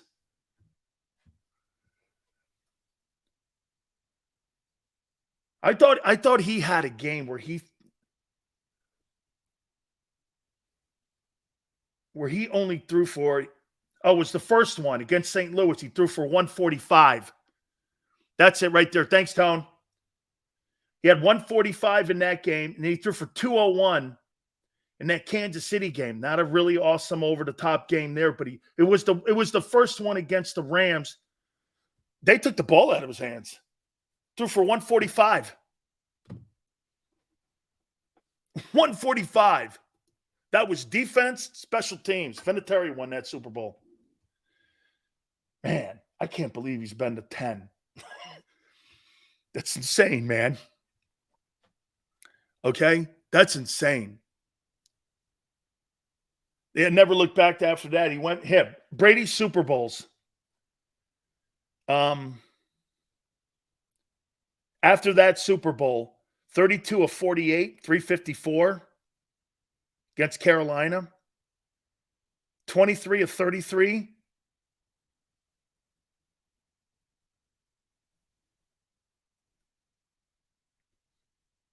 The Giants,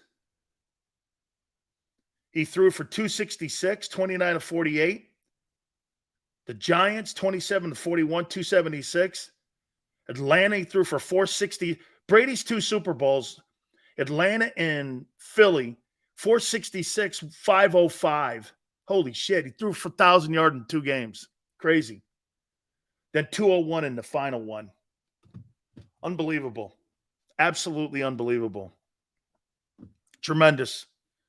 Never see anything like that ever again in pro football history. Okay, so Monday's game. By the way, we're going to take a look at the upcoming week 3 of the NFL. I think there's going to be some surprises this coming week. What are you looking for? What kind of performance are you looking for against the Bucs? Seals, your takes are off the charts. Have to stop paying attention to the ones you can put in a thimble. Okay. What are you looking for in that game on Monday? I hope somebody says it. What are you looking for in that game on Monday?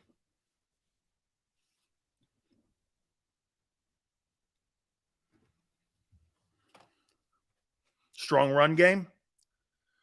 Looking for a better third down defense? I like Yale, and I like what you guys are saying. Look, win the game. That's going to be a one-possession game. Okay? It's going to be a one-possession game again. It's I'm looking for the Eagles to win first and third down. Tone knows what he's talking about, man. You put somebody 2nd and 8 and then 3rd and 7, you win ball games. Right. The one thing we saw last year that the Eagles were so dynamic at, I rarely saw that team in 3rd and 10. It was always 3rd and 2, 3rd and 1, 4th and 1, 4th and inches. Very rarely was it 3rd and 10. Your 3 and outs have to stop. Okay? They absolutely have to stop. Looking for your excuses for our 3 TD victory. What 3D? You haven't had that yet. Barry, the Bucs are 2-0. I know they're playing well. Or how about this? They're surprising. Quan's giving us like wishful thinking. They're still creating the identity. Yeah, why would they have to try to recreate their identity? Don't they know who they are going? I thought the Eagles knew who they were. And one of the very few teams that know. I tell you what, when I watch the 49ers, they know who they are. They want to spread people out, and they want to get the ball in the hands of Kittle, Deebo Samuel, Ayuk when he's healthy, and McCaffrey. And they want to get that ball quick to them. It's 3-step, 5-step, and it's to them. They got an identity, man. They can run it. They can catch it. They're balanced. They play great balanced defense. That's a good-looking football team.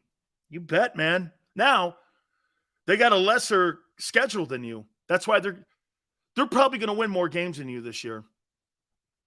They don't play the tougher teams like you do. Okay? You played a tougher schedule, one of the absolutely toughest schedules in the NFL. You're not going to have as many wins as San Francisco. Well, that don't mean you're not going to play better by the end of the year.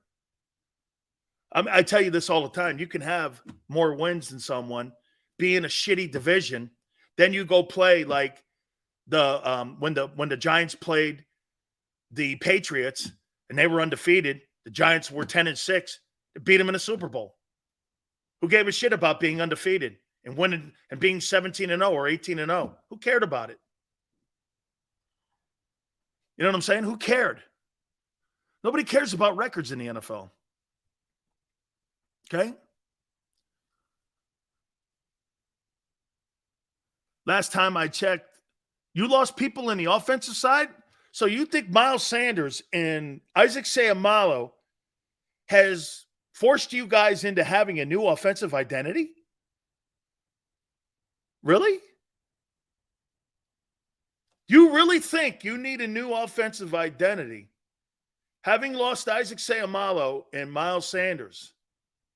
Wow, that's quite an impact then for you to let those guys walk out the building.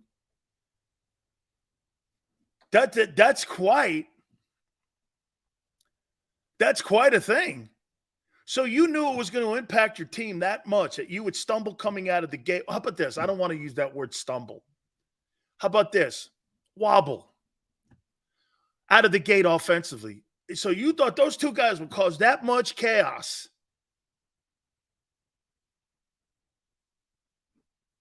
Okay?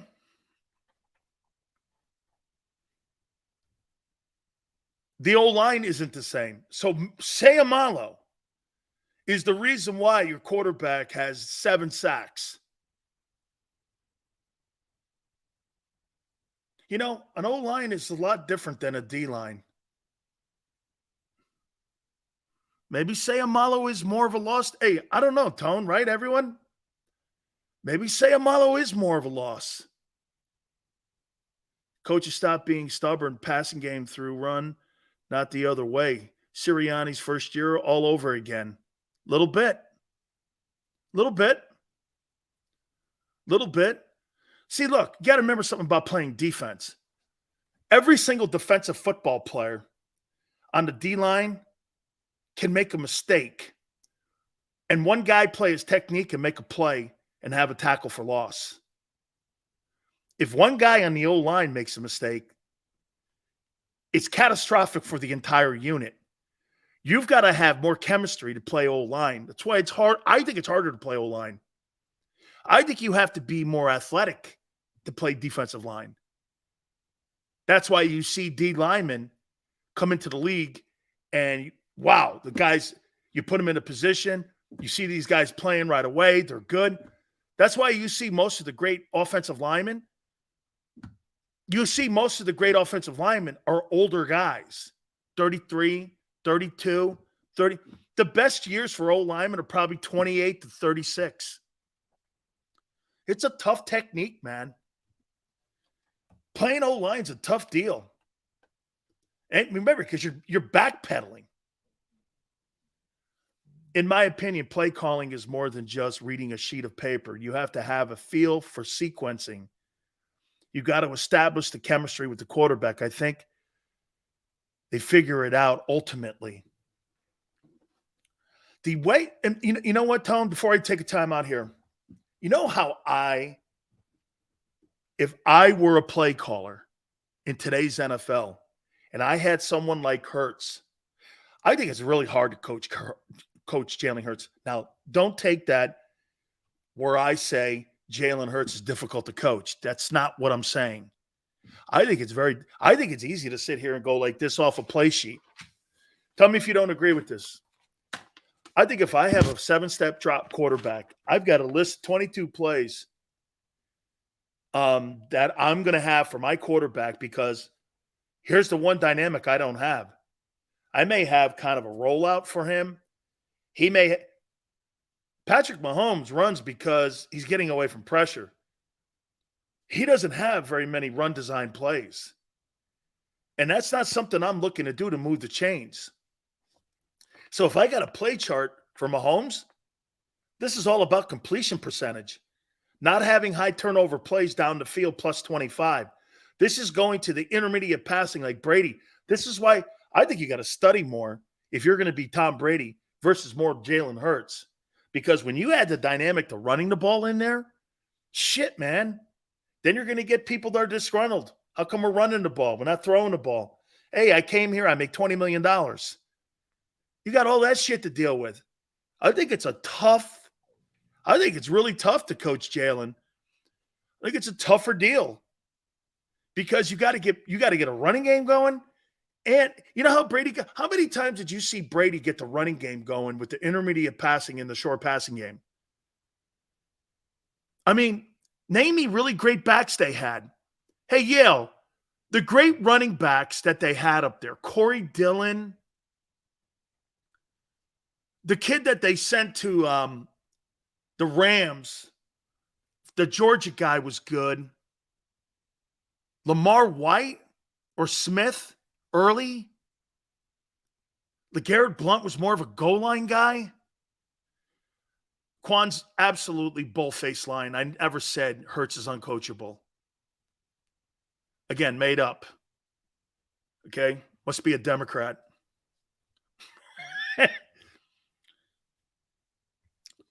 Sonny McKay. Yeah, I thought he was good. Blunt was more of a red zone guy. Okay? He was more of a red zone guy. Quan, I got to take a timeout, man. Hey, sorry, man. Hey, wait a minute, Quan. I can't stop laughing. Okay? Yeah. You got me good. Hey, you got me good there, Quan. Power Hour coming up. Philly Godfather.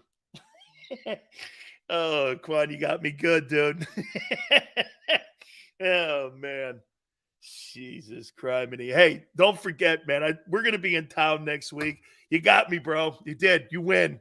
Hey, you won that hour, Quan. Hey, make sure you come check us out at the King of Prussia next weekend, man. NortheastHooters.com, one of the 7 locations nearest to you for you to come in and enjoy yourself. for you to enjoy yourself and experience what I've been talking about for a long time. Look, all the great football going on, HootersToGo.com if you don't want to go into any one of the locations. Also try some of our specials. Buy 10 wings, get 10 boneless. Wing Wednesdays, $19.83, all you can eat. Kids eat for free on Saturdays. 6 items, $6. NortheastHooters.com. When you go into any one of the locations, please do me a favor. You tell them Big Sil sent you.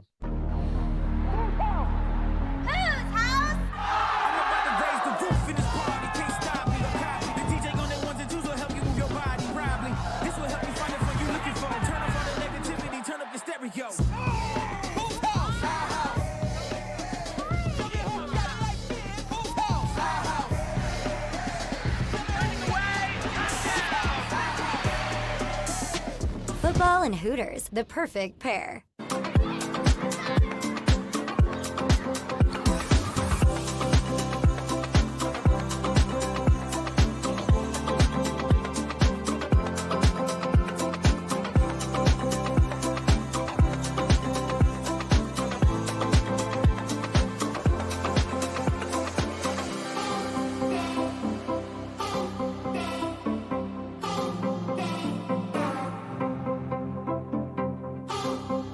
If you own a company and you're not producing a podcast, you're missing out. The public consumes messaging when they're ready. Join the professional podcast network of companies and let JAKIB Media Partners put you in the podcast arena. Come to our professional studio or we'll come to your place of business and professionally produce your company podcast. Call JAKIB Media right now at 267-261-3428. 267-261-3428. Heading down the shore. Have a ball once more. Here, imaginations run wild and time stands still. Because here, you can find the best of the Jersey Shore, all on one 5-mile island. So leave the old you behind and get lost in the woods. Wild, wild, wild days. Score and save at Southeastern PA and Delaware with Colony Pools this football season, and let the experts close your pool with a custom Merlin safety cover in green for the birds. And if you join our Winter Watch team, we'll give you another 20% off, and Colony Pools will handle it all. Keep your tiles on your pool, not in your pool. Fly with Colony right now, Birds fans. Visit flywithcolony.com.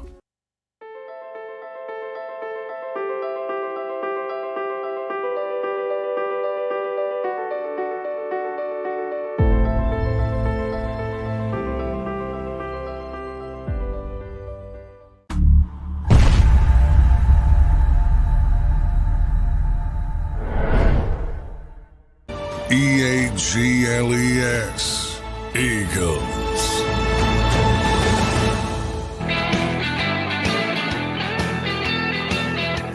I know this is going to be a little political here, but I want to ask you something here. Hour number 3, Philly Godfather will join us.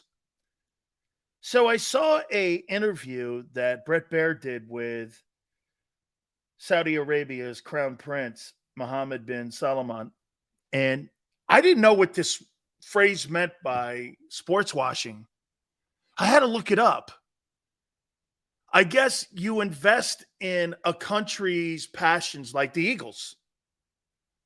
And what you do is you're cleaning your own issues that you have in your own country when it comes to like equal rights or gay rights or what have you. And what it does is it's called sports washing. And from what I understand, the Crown Prince said, oh, yeah, we're going to invest in the NFL, in Major League Baseball. They're going to start investing and putting money in. How do you feel about that? Having Saudi Arabia, they already own the PGA. How would you feel about them owning the Eagles or investing in the Eagles? Would it matter to you?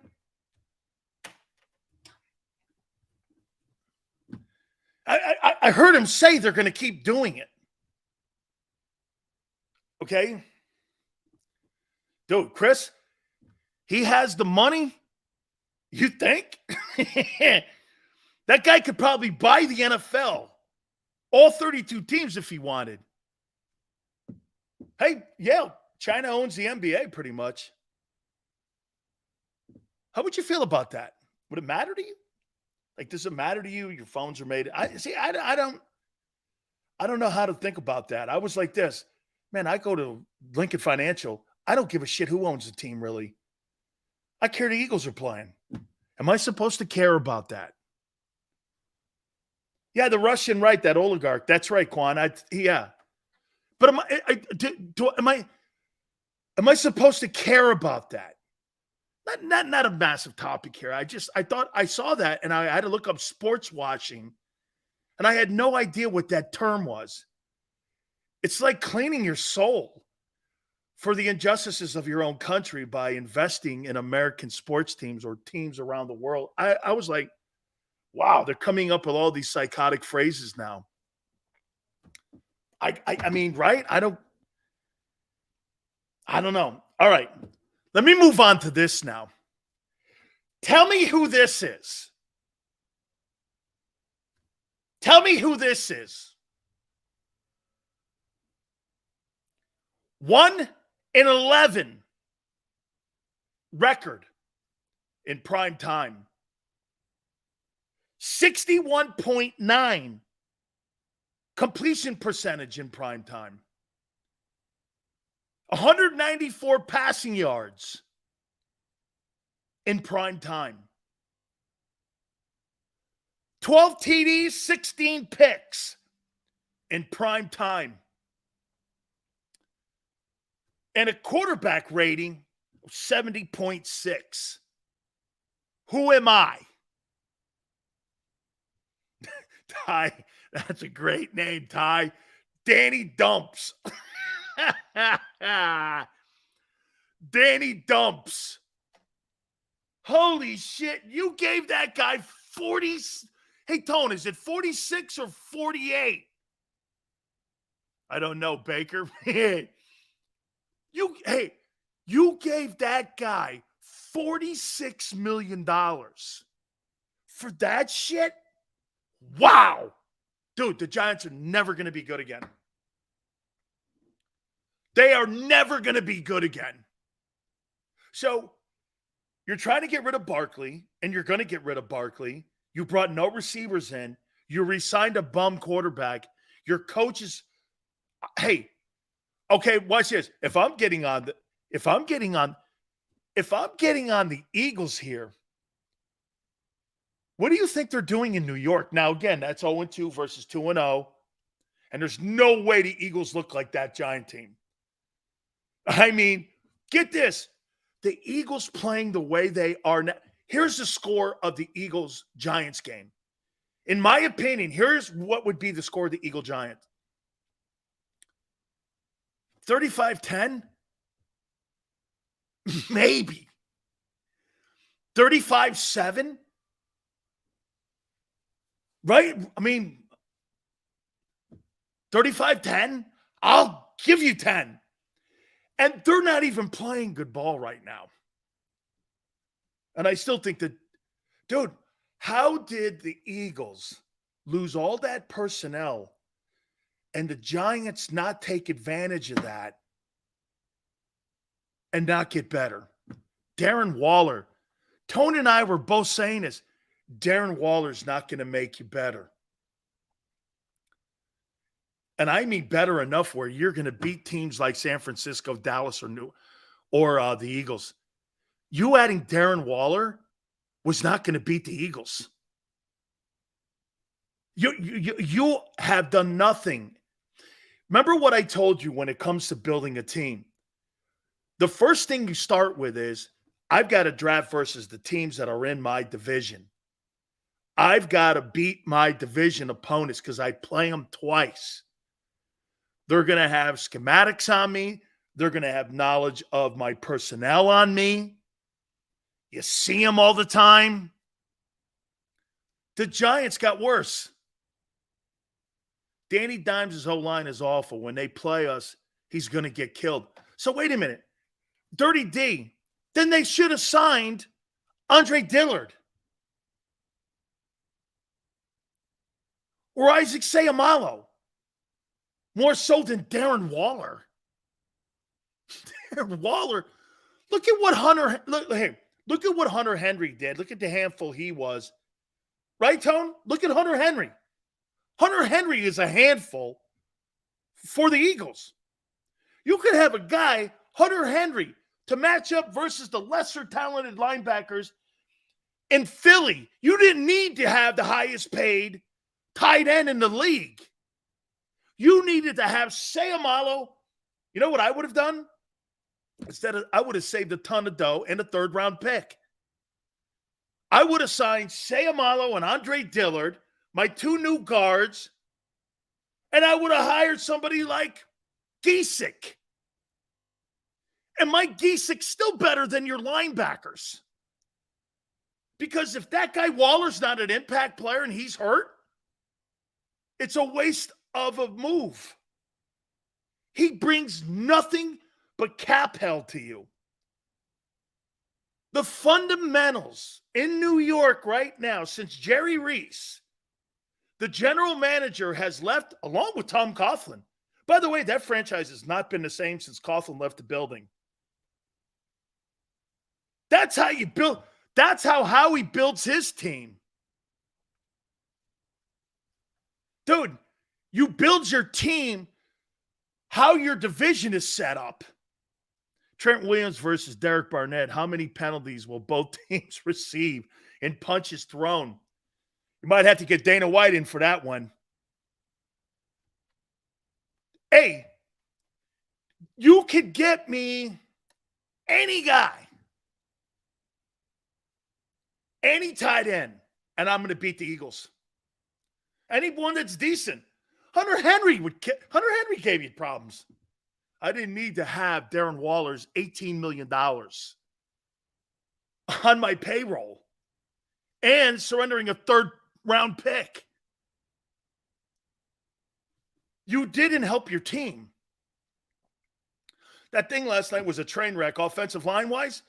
So you have a $46 million quarterback and a $2 offensive line. Solid. Solid.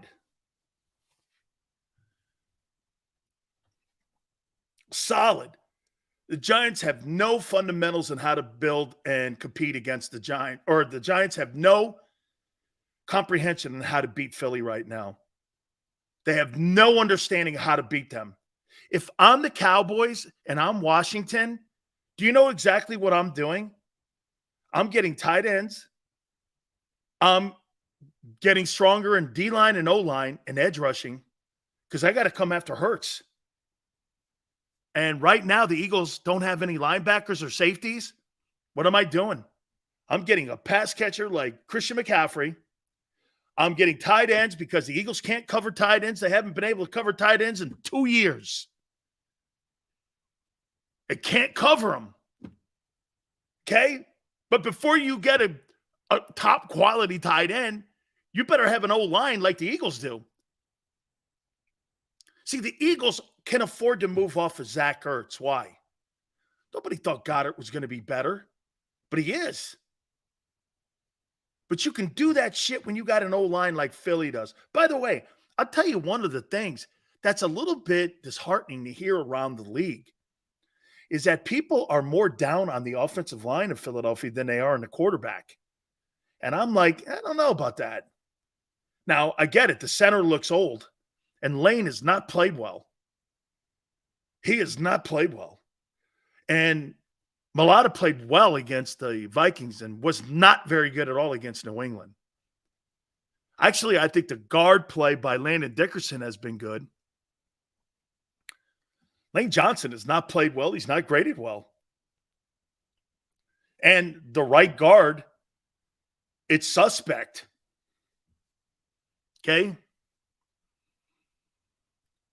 Scott goes like this, I haven't heard that. So you think Gavin Jalen have 7 sacks, almost 4 a game, and your quarterback getting hit more in the passing game.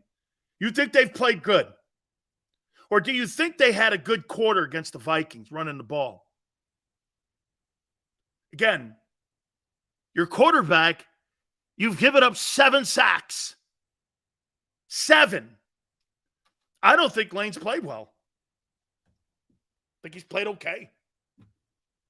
I wouldn't go, that was last year. Then again, he's going to be playing great coordinators here. Got another guy coming up. By the way, Shaq Barrett will be on him. I probably think he'll handle him.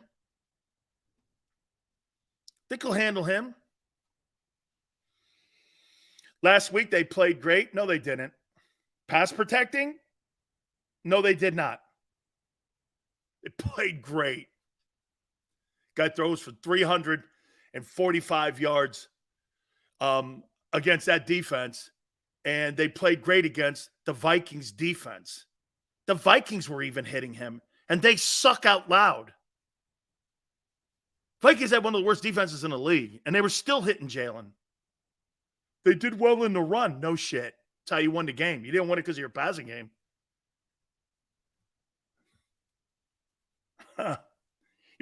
Hey, by the way, your running backs are atrocious in pass protection. Every single last one of them. Gainwell plays because he's probably the best pass protector. Horrific grades by the running backs. More so than, and it's totally hurt the line. Your running backs are terrible pass protectors. It's totally the reason why Rashad Penny's not playing. Completely why he's not playing. He cannot pass protect. The Eagles found this out. They know this. I think Lane is still dealing with that hernia surgery. I think they're throwing new things at him. Okay? I do. But once again, I just want to make sure so many people out there can understand. I said pass protection. You're pass protecting. Okay? I think the aspect of the game that gets lost or just doesn't get talked about is the poor pass pro from the running back. Absolutely. That is carried over to some of the deficiencies in the pass protection with the guys up front and the 5 guys. Absolutely. Because you know what you do, Tone? You know, when the quarterback comes to the line of scrimmage and Jason Kelsey makes an odd or even call, I think when teams blitz Hurts, it makes the O-line look. It does. Here. This is how it happens. Jalen will come to the line of scrimmage, and the first thing that will be said from Jason Kelsey will be odd even. Odd even means a man over him or a man on a shade or a forefront. Okay, odd is nose guard on the nose of the center, which means what? Center's got to get the ball quicker because he's got a guy on his nose, which means this. You're more open to the 2A gaps on blitzes internally. And what's the one thing we're still looking at when it comes to Jalen? Internal pressure up the middle. That's where he's been feeling it. So they're putting a lot of odd fronts on them. And Kelsey hasn't played the greatest. So what's happened is when Kelsey goes like this, odd, he's going to slide. And he's going to try to pick up either the nose or the blitzing backer. Well, if you don't have a running back who understands that, I'll tell you what, Zeke Elliott, in my opinion, the reason that Zeke Elliott's in New England is because he's a heck of a pass protecting running back. He's really great in pass protection. I mean, he does not get fooled back there. And to me, what's happened is Jason has had to stay on the nose, which means what? The running backs have to take on those blitzing backers or stronger free safeties. They're doing a poor job of it. They're just doing a poor job of it. Howie has to invest next year, draft picks on 2 quality defensive guys to give us a shot. You know, but here too, Bear, I would say this. You don't have to go first round with linebackers or safeties. You can get guys that are really good in the 2nd and 3rd round. I think they need another edge rusher and a corner in the 1st round next year. I'd go corner and edge. Okay? Corner and edge. That's where I would go. If I'm going first round, to me is corner and edge. And then in the second and third rounds, safety, linebackers, somewhere in there. They need a complete overhaul of that second level and third level defensive. You're going to need a corner because Slade's not on the team next year. We need to get Sidney Brown on the field more. He's got to play a little bit more patient. By the way, he's got to be a better tackler. He's a spearer. And what I mean by that is he's not a very good open field tackler. He's totally got to be better at that. Eagles haven't had a good pass pro running back since LeGarrette Blount was outstanding. There's no reason Devontae Smith should be better in pass pro than a running back. That's a great take. It absolutely is. All right. It is time, my friends. It is absolutely time.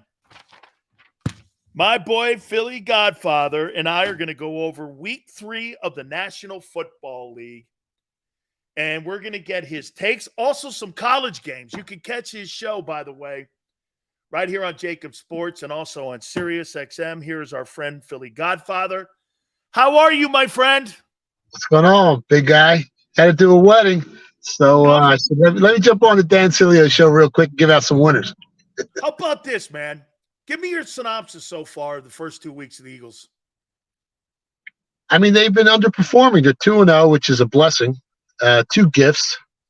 But the sports betting market, they don't like what they see. And this line on Tampa Bay, it opened up with the Eagles being 7-point favorites. It's down to 4.5.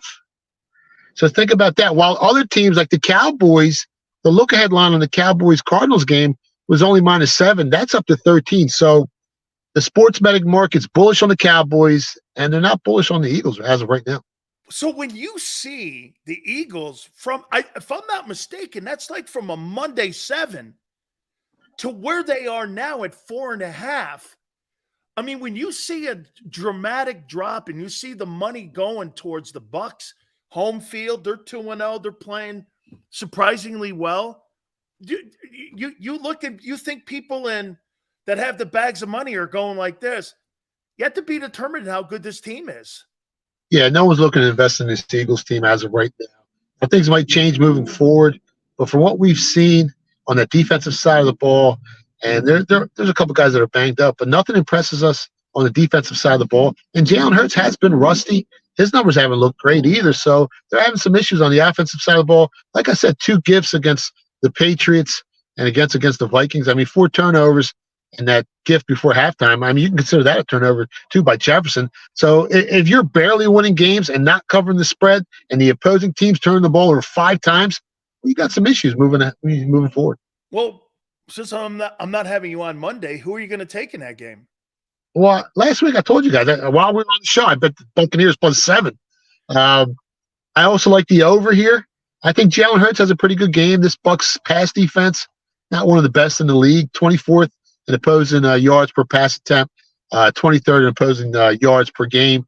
Their run defense is really good, but their big guy, their run stopper's out. Vaitai, I think he's banged up. Some guys banged up on both these defensive lines headed into this game, and both corners on both teams are a little banged up as well. So I'm expecting some points. I went over 44, 45. You can go over 46. I think they're going to score some points here. Now, this Tampa Bay pass rush, so far, I mean, they're the 6th best in the NFL after 2 weeks. So this Eagles offensive line has to really contain them, and they haven't done it in the first 2 games of the season. They've given up 7 sacks already. So there was all this talk about how great this Eagles offensive line is, and Hurts has gotten sacked 7 times already in 2 games. And this is one of the better sack defenses in the NFL. So they got to do their jobs this week. Absolutely. The line opened at 7. It's now 4.5. And the Godfather's going with the Buccaneers, and he took the 7 when it was first posted. Last night, 49ers dominant game, 30-12 over the Giants. Are they the best team in the NFC, in your opinion? No, I don't think so. I think it's the Dallas Cowboys. The speed on that Cowboys defense, to me, is the difference maker. I think Dak is better than Purdy. The coaching advantage, if you want to give it to Shanahan, that's fine. But I don't think Purdy's arm can beat you in the playoffs against the better teams, against the better quarterbacks. They're going to really have to scheme to go deep in the playoffs this year. But they're stacked. I mean, they beat a Giants team that the Cowboys blew out 40-0, and they looked like they had some issues in that first quarter, in the first half. A couple things bounced their way. They had a deflected pass that they scored a touchdown on. So, the score wasn't a clear indicator of how close the game was, but the Giants just stink. Dan, let's be honest. That's a bad team. That's a bad team. So with that Arizona game, I got 12.5. So you're saying it's 13 right now? It's up to 13. I bet it like 5 weeks ago, Dallas -6. And now it's up to 13. So there's been a 7-point adjustment in the favor of the Cowboys. So Wow. that's how bullish the market is on Dallas, while the Eagles lines are going the other way. So that's a cause for concern if anyone's looking to bet the Eagles moving forward. Holy cow, man. Even with the Diggs injury, the number still continues to go up for the Cowboys. That's crazy, man. All right. Cleveland 3.5, Tennessee. You think they go to 2-1 on the season? Or do you like the Browns, or do you still want to see more from Watson? No, I like the Browns here. Their defense is one of the best in the NFL. I mean, the Steelers didn't get in the red zone all game. Their defense, I mean, when does the defense score 14 points? That was an anomaly there. It was a great game to watch. Chubb's got hurt. I think this Browns team moving forward, they're going to be a dangerous team. You saw a little bit of a momentum shift when Chubbs went down in the game, but these guys are professionals, and that defense is so strong. I like the Browns here. I laid them on the money line. I think they win the game. Detroit's giving Atlanta 3.5. How about the way that Jesse Bates has played for Atlanta? I'll tell you what, he's the second best defensive player right now to Micah Parsons, and Atlanta's kind of looking like they're starting to straighten that thing out a little bit. But Detroit, again, that big win against Kansas City, they're giving Atlanta 3. It is at home at Ford Field. Who do you like here? Yeah, Atlanta doesn't turn the ball over. I mean, they run the ball, they chew up clock, they limit the possessions. At 3, I think the number's right on. It's on that key number 3. If I could have got a +4 in Atlanta, I probably would have taken them. Before the season started, I was really bullish on this team. I went over 8.5 wins, and they haven't disappointed so far. But at 3, I mean, there's no value either way for me. How about Green Bay's favored at home? And they're giving New Orleans. Boy, I thought New Orleans would be a team that people would kind of, because of the division, but Green Bay at home, 1.5, they're giving New Orleans. I mean, are you shocked by that? A little bit. It shows some respect for this Packers team that no one was bullish on. I mean, we actually, one of my guys took them to win the division, which I wasn't sure about at 41, but as of right now, it's looking like a great bet. I mean, the Lions and the Packers and the Bears are bad. The Vikings are, they're dysfunctional. They keep turning the ball over every week. But I like the Saints here. I just think they're the better team, top to bottom roster. If Derek Carr can play like Derek Carr, I mean, this team should win the game. I like the dog here, the road dog here on the Saints. How about this? Denver at Miami. I tell you what, there's a lot of heat in Denver right now on Peyton and also on Russell Wilson. And I'll tell you, Miami has looked spectacular, and Miami is giving Denver and Russell Wilson 6.5. I mean, wow. It is at home in South Florida. Do you like the Dolphins here, even with the points? Nah, I kind of like the Broncos. It's still or die here. You start 0-3 in the NFL. You'll miss the playoffs 80% of the time, or whatever the number is, 78% of the time. I mean, this is the week for the Broncos. They're going to give it their all. I don't know if they can win the game, but I think they stay within that touchdown. It's a lot of points in the NFL for a very wounded, hungry team like the Broncos. So Minnesota is favored by 1 over the Chargers, who are 0-2. And they've got to go to Minnesota. Minnesota has no defense. It's got to be do or die here for the Chargers now because, I mean, there's just too much talent on that offense. I think that coach gets blown out if they go 0-3. Oh, yeah, I think he gets fired, right? I mean, how do you not fire Staley? You got so much talent, top to bottom, on this roster, on the offensive side, defensive side, and you start off 0-3. The season's over. I mean, let's be honest. Who bounces back from an 0-3 start? I like the Chargers here. You're getting the point. I think they win the game outright. I don't even think you're going to need the point, but I think the Chargers are the better team here. And Minnesota can't stop turning the ball over. If they do it again this week, they're going to get blown out. How about New England? They got like an 11-game win streak against his Jets team or something like that. They're giving the Jets 2.5. this is like Zach Wilson's D-Day. Whether he gets it done or not, they could be calling Carson Wentz on Monday, according to Boomer Esiason, was on a couple days ago. Does New England get it done on the road in the Meadowlands? Yeah, I think so. I think they're a more complete team. Obviously, if the Jets had Rodgers, it'd be a different story here. I laid 1, and I took the money line. Line's up to 2.5 on the Patriots.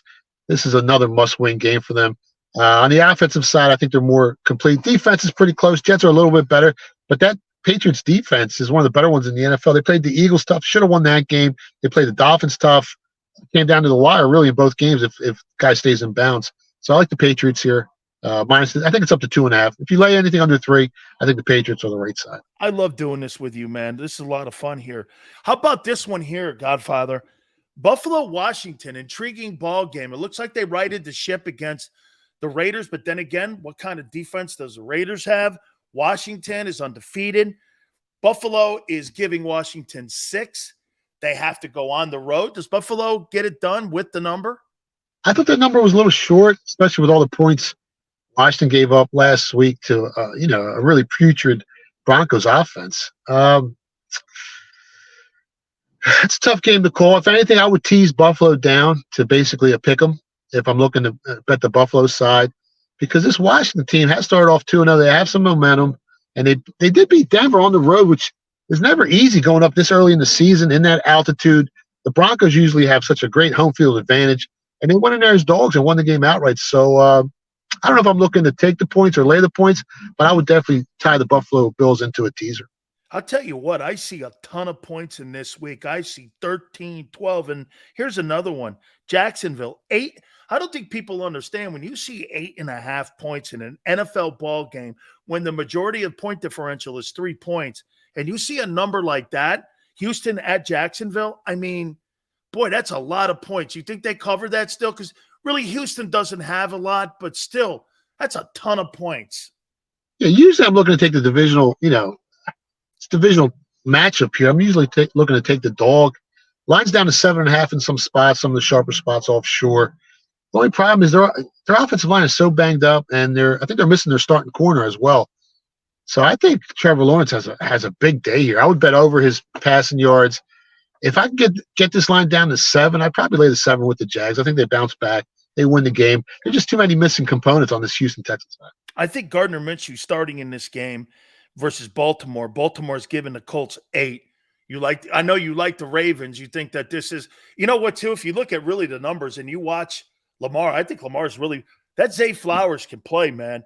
They got a great tight end. That's a good-looking football team. Do you like the Ravens in the number 8?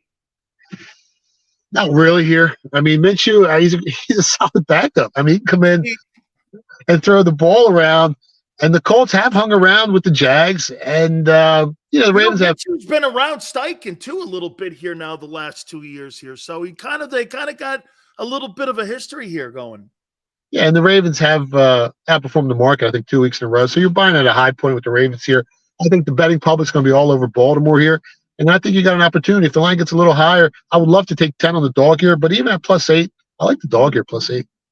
How about Carolina at Seattle? 5.5 points. Seahawks bounced back last week. Geno looked decent last week. Do you like the Seahawks here? Do you think that's too many points, 5.5 at home? Carolina's been playing. They're real gritty, right? Yeah. But I know they lost their quarterback, right? He's not playing. So, I don't know. I'm not looking to – it's a dead – I hate laying 5 or taking 5 on any game. It's such a dead number in the sports betting market. So I'm really staying off, either side here. How about this one here, man? I don't know any more of a safer pick. Kansas City at home, 12.5, and the shit-stained Bears. I mean, dude, you got a guy being investigated by Merrick Garland. You got another guy that is screaming at his coaches. The entire city hates that team right now. It's the Bears. And there's Kansas City at Arrowhead. And it's 12.5. I think you could have 15.5 and be okay in this thing. Yeah, I would have to take 20 on this Bears. I had him last week. I had a Bears ticket +3. I had him on a teaser +9.5. And I had the under in that game. And I'm thinking, okay, there's like a minute left. As long as he don't throw a pick 6, I'm golden. I went 2 and I pushed the other one, and he throws a pick 6, and I lose all 3 wagers. This Bears team is bad. They've got some major issues. My man David Kaplan out there in Chicago, he's Mr. Chicago. And he tells me, whatever you do, don't ever invest in this team again. If you're going to bet it, you got to bet the Chiefs here. There's no other way to bet it. 2 more games left here. Pittsburgh at the Raiders, 2.5. It's in Vegas. I don't know, man. Kenny Pickett, I mean, this guy was like fool's gold in the exhibition season. You know what? They're good defensively, Pittsburgh. They're pretty good. I think they got to get back to their running game. And the Raiders are giving the Steelers this thing when you and I were kids, Godfather. This was like one of the holy terrors of rivalries, Raiders and Steelers. And it used to be one of those back in the day, those things you had to watch, Kirk Gowdy calling the game and all that. Who do you like in this ball game? Yeah, back then we had Tom Flores, John Madden. Yeah. I mean, there were days Kenny Pickett, the Snake. I mean, what was better than that, Dan? That was the best John of the Madden and Chuck Noll going back and forth, the Noll calling George Atkinson and Jack Tatum like the criminal element of the NFL. I mean, shit, it was the best football ever. What about Lester Hayes and all the stickum and all took that Super Bowl away from the Eagles? Oh, man, I hated that as a kid. But in this matchup, I think there's going to be some points.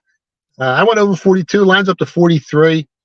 I think the Raiders' defense ain't that good. And as long as the Steelers can score with them, I mean, their offenses looked horrible. They didn't even get in the red zone last week. But that was against the Browns' defense that's a lot better than the Raiders here. I don't know if they can win this game or cover. I kind of like the Raiders here at home. At anything under a field goal, if you can lay 2.5, I think the Raiders actually beat the Steelers. Last pro game here. Rams at Cincinnati. Burrow says he believes he's playing. I mean, do the Bengals start out 0-3? I mean, do they they need a win here? And the Rams have looked pretty efficient against, some good teams. Let's be honest. McVay's done a good job for a team that no one expected to win 5 or 6 games this season. I actually went under 7.5 wins on the Rams regular season win total before the season started, and now I'm getting a little nervous because they've looked better than I thought they'd be. I mean, you got to take the Bengals here. Gun to my head, I didn't bet this game, but gun to my head, I'd probably take the Bengals here. Before you slice into some wedding cake here, I want 2 college games. I'm going to do Oregon and Colorado. Look, I think Colorado gets boat raced by Oregon, and I think they beat them by 23. Does that sound right? Yeah, I laid 20.5. I laid 21 in Oregon. This is the best defense Colorado's going to play all season. You got Bo Nix back there. Maybe he could end up winning the Heisman, which he probably won't, but he's right there. He's in the discussion. Colorado, like I said, hasn't faced a defense like this, and they won't all season. This Oregon team's really good. I think they're like plus 300 to win the Pac West out there. So this is a real solid team. Like you said, I think they get both. I think this is the week that Colorado comes back to earth. The betting public, though, regardless, is going to be betting Colorado each and every week blindly. They love prime time. And I talked to some offshore books, and they said like 90% of tickets are already on Colorado. It's not even game day, and about 80% of the action comes in on game day. So they're hoping Colorado doesn't cover the spread or wins this game outright, or else they're going to get killed. The books are going to Colorado they've got a lot going for them here, but this ain't TCU. Okay. I mean, that's a good football team. Finally, the holier than thou's versus Ohio State. Who do you got in this one here? Notre Dame versus Ohio. Dude, if you want to know the most overrated program in the United States of America, it's the Notre Dame Fighting Irish. When they play games like this, please tell me you're not a believer in Notre Dame. I'm not. I just think, Ohio State has the athletes, man. They're bigger, they're faster, they're stronger. Notre Dame looks good. The line's kind of short, though. I thought it'd be a little higher. I like Ohio State here. I don't think Notre Dame can get the job. No, wait. Touchdown Jesus will take a knee in this one, too.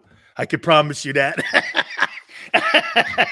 Hey, enjoy yourself, and I appreciate you doing this. Thank you so much, man. Hey, when I know people get mad at you, I know you're doing it right, just to make sure. So this weekend, how can people get a hold of you, man? Yeah, follow me on Twitter at Philly Godfather. Stop by the website, thephillygodfather.com. Just keep firing, Dan. Just keep making some money, man. Absolutely. Thank you, brother. Have a great weekend. You got it. Okay. That is our friend, Philly Godfather. Hit the like button. Keep it here on the National Football Show.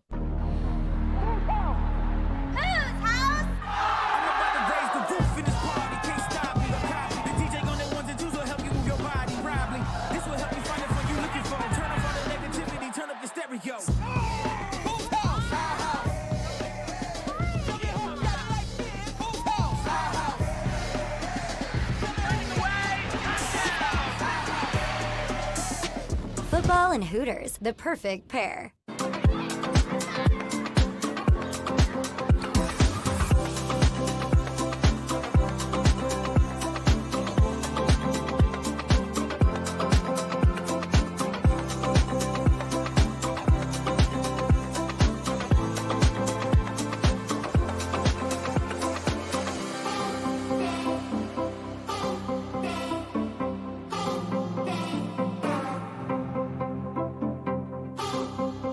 If you own a company and you're not producing a podcast, you're missing out. The public consumes messaging when they're ready. Join the professional podcast network of companies and let JAKIB Media Partners put you in the podcast arena. Come to our professional studio or we'll come to your place of business and professionally produce your company podcast. Call JAKIB Media right now at 267-261-3428. 267-261-3428. Heading down the shore. Have a ball, one swore. Here, imaginations run wild and time stands still. Because here, you can find the best of the Jersey Shore, all on one 5-mile island. So leave the old you behind and get lost in the woods. Wild, wild, wild brigade. Score and save in southeastern PA and Delaware with Colony Pools this football season, and let the experts close your pool with a custom Merlin safety cover in green for the birds. And if you join our Winter Watch team, we'll give you another 20% off, and Colony Pools will handle it all. Keep your tiles on your pool, not in your pool. Fly with Colony right now, birds fans. Visit flywithcolony.com.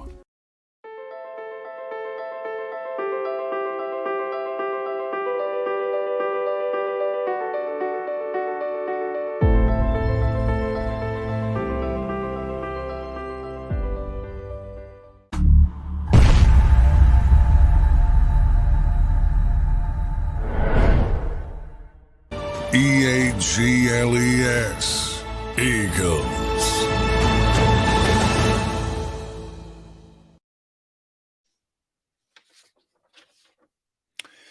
Big Sills National Football Show. Appreciate you guys coming aboard here on this Football Friday. Thank you very much. I would ask you this. Dion, you think you make a better pro coach or a college coach? Will he make a better pro or college coach?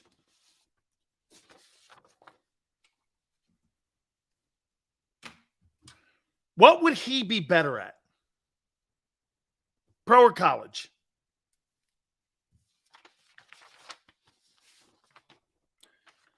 Hey, Maniac, a lot of easy things make you laugh. That's good. Good to see, man. Good for you. That means you're not as tightly strung as I thought you were. College. Eugene goes, did you really bench press 540? Yeah, I was 19 years old when I did that. I still hold that record. Yes, 540. And then when I was 28, I did 605. It's true. Yes, those records still stand 35 years later. 19-year-old kid bench pressing 540 and running a 4.8 and a 30 vertical. Not bad for an Italian. See, I'm not white. I'm an Italian. White guys don't run and lift like I do. Just remember that. Hey, Steve. Just remember, white guys don't run like Big Sill, or did run like Big Sills, and lift like Big Sills. Yeah. Yeah, no, that's what. And by the way, Jerome Brown was the one that said that. Jerome Brown saw me run a 4.81, and I was 292 pounds. And Jerome goes like this: "That dude is not white." Yeah. And I look, I go, "What are you talking about?" He goes like this: "White guys don't run like that, guy." And we had two guys 300 pounds back 35 years ago when most D linemen were 250. And Jerome and I are running 4.8s. Running 4.8s. And Jerome was just stupid strong. And I was weight room strong. Okay. Earlier, Sills was talking drafts for 2D trades. Well, hey, I'll take that to the UN and maybe we can get a translator and I'll figure that one out. Okay. 605. Guess who spotted me? My wife. I should get, hey, you know who my wife was my spotter for all my my big lifts. Do you guys know who Ronnie Coleman is? I should get her. You guys know who Ronnie Coleman is? Have you ever heard of Ronnie Coleman? Do you know who Ronnie Coleman is? Does anybody? Okay. Does anybody know who Ronnie Coleman is? I'd be interested to see if you guys know who he is. Okay. Tone knows who he is. Go over to my Twitter page, and we're very good friends. And he follows me. We follow each other. We check in on everyone once in a while. I check and see how he's doing. I think he had some health issues. Okay. And he was an Arlington cop, believe it or not. And so when I was with the Cowboys, strongest guy in the building at the time, this was a pretty big, strong. Nate Newton was a strong guy. Mark Tuney was strong. So Ronnie Coleman, my wife and I were, or my girlfriend, she was my girlfriend then. We were living in Valley Ranch, right there off of MacArthur. Hey, Tone, I'm not sure if you know it. It's right off of MacArthur Avenue there in Dallas. It's like Valley Ranch, this little area there. And it's like Las Colinas. I think we lived in Las Colinas. And so Ronnie Coleman is a police officer. We were in Arlington for something. And he pulls me over. And I didn't do nothing wrong. I'm driving my car and he goes, "Are you Sileo?" I go, "Yeah." He goes, "I heard you're at the dungeon here in Arlington." And this dungeon thing, my wife knew that I liked lifting in these dungeons. I don't really like those weirdo places, 24 Fitness, and where all the worms go in there and they look at themselves in the mirrors and, you know, they got 18 pounds on like tricep pull downs. I have no time for that. Back then I was a total tool bag. Okay. A complete tool bag. I'd go in there and go like this. I'd go over to the tricep. I was so awful. Come on, guy, get out of here. I'd run the guy out of there because I'd get out of my way. We got 5 pounds on here. Seriously, what are we doing here? And you know, that's a guy that talks to 18 chicks in between sets and such. Like if you're in there working out and you're legit, and you're in there, I don't care what the weight is, but when you're over there holding a convention, and it's like 18 minutes between reps, you're not going to have me in a good mood. So I go over there. My wife goes, "Be nice, man, please." And so these guys are in there. I got 300-pound dumbbells in my hand, doing 3 sets of 5 flat bench dumbbells, 300 pounds in each hand. I'm doing these things, man. The guys I get up and I hated those worm places. So I worked out at these dungeons. And Ronnie Coleman goes, "Hey, I hear you work at the dungeon here in Arlington."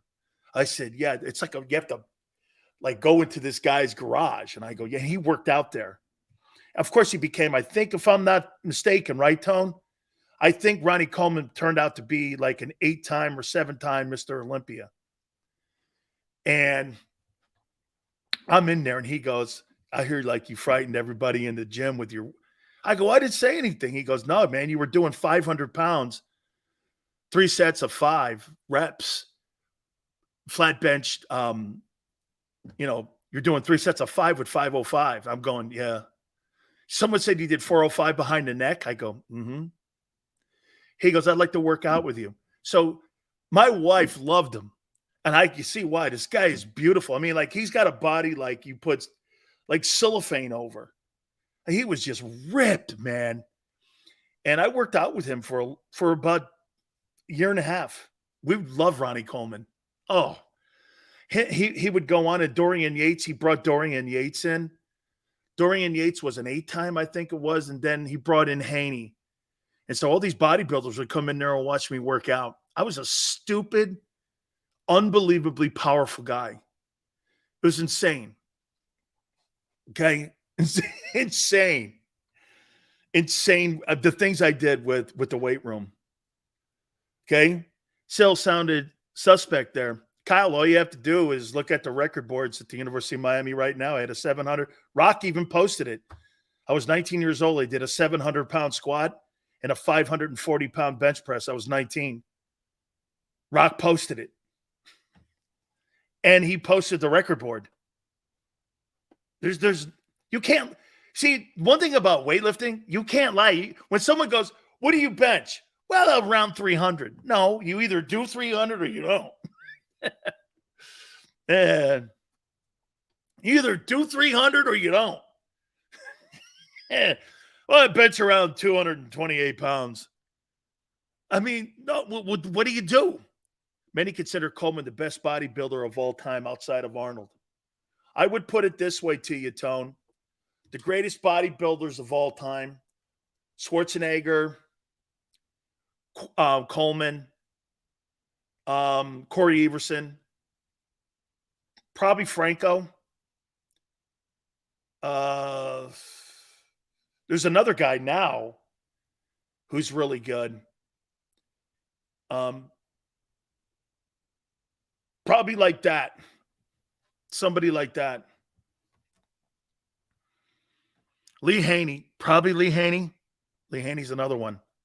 I like all them guys. Okay, I did. Okay. Sills, no BS. What was your stack? I have no idea what you're talking about. Stack of what? Pancakes? Listen to this guy talking. What was your stack? Frank Zane was great. I think he was a 2-time Mr. Olympia. Tom Platz was good. He was in he was in that movie with Arnold. Look at Vet. What was your stack? What the hell does that mean? I have no idea what you're talking about. Your stack? No such thing. Hey, because there's no such thing as the mob or steroids. 200 test? What's that? Hey, Vet, 200 test? Must have had a nice little bench and a nice little inclined bench, and right? Flat bench dumbbells. 200 test? Okay, it's all right. Hey, Vet, did you drop Anadrol 50s on that? Or no? No, nothing? Or some equipoise? Did you do any of that in there? Nah, probably not. Mine was the IHOP special, baby. That was my stack. I had a blueberry stack right there, baby. What was your stack? You hear that?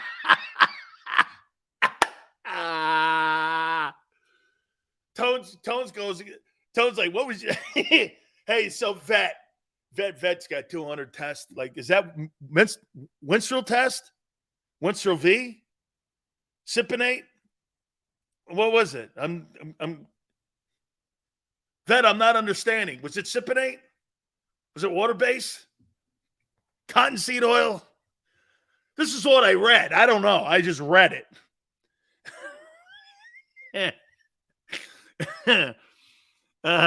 Hey, Vet, I just read. I don't know really anything about it. I have no idea. Talking the lingo. I have talking the lingo. No, I only read it in a book. Remember, Quan? I Google. Everyone was on the. I don't know what. No, not me, man. Never. Are you kidding me? 19 years old, 550-pound bench pressing. Oh, all right. Woo! Monday's right around the corner. Cowboys are going to destroy Arizona 30-0. Washington, I'm sorry, man. I think they beat the Broncos. Oh, no. Who's Washington at? Buffalo. Boy, I better take that back. Buffalo's my Super Bowl. Damn.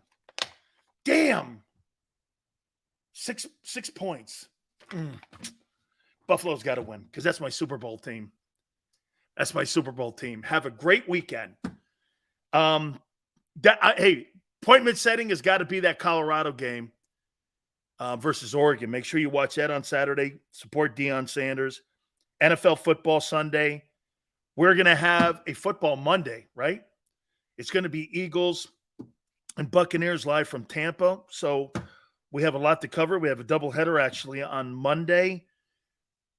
Tone, great stuff as always. Thank you so much. Xander, thank you. Big Joe, thank you. By the way, big week next week. We're going to be in the Philly area, King of Prussia. We're going to be at the Hooters next week. We'll give you more intel. We'll name our winners on Monday. Have a great weekend. 3 to 6 on Monday, and we shall see you on the flip side.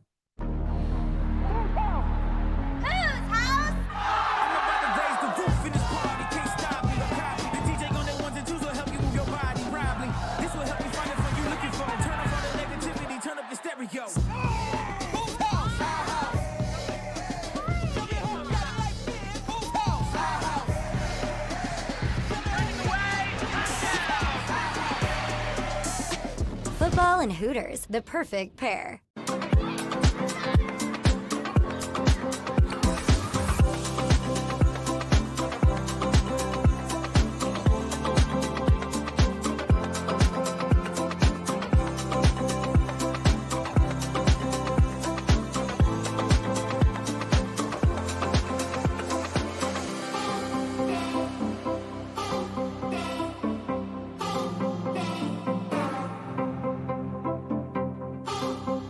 If you own a company and you're not producing a podcast, you're missing out. The public consumes messaging when they're ready. Join the professional podcast network of companies and let JAKIB Media Partners put you in the podcast arena. Come to our professional studio or we'll come to your place of business and professionally produce your company podcast. Call JAKIB Media right now at 267-261-34.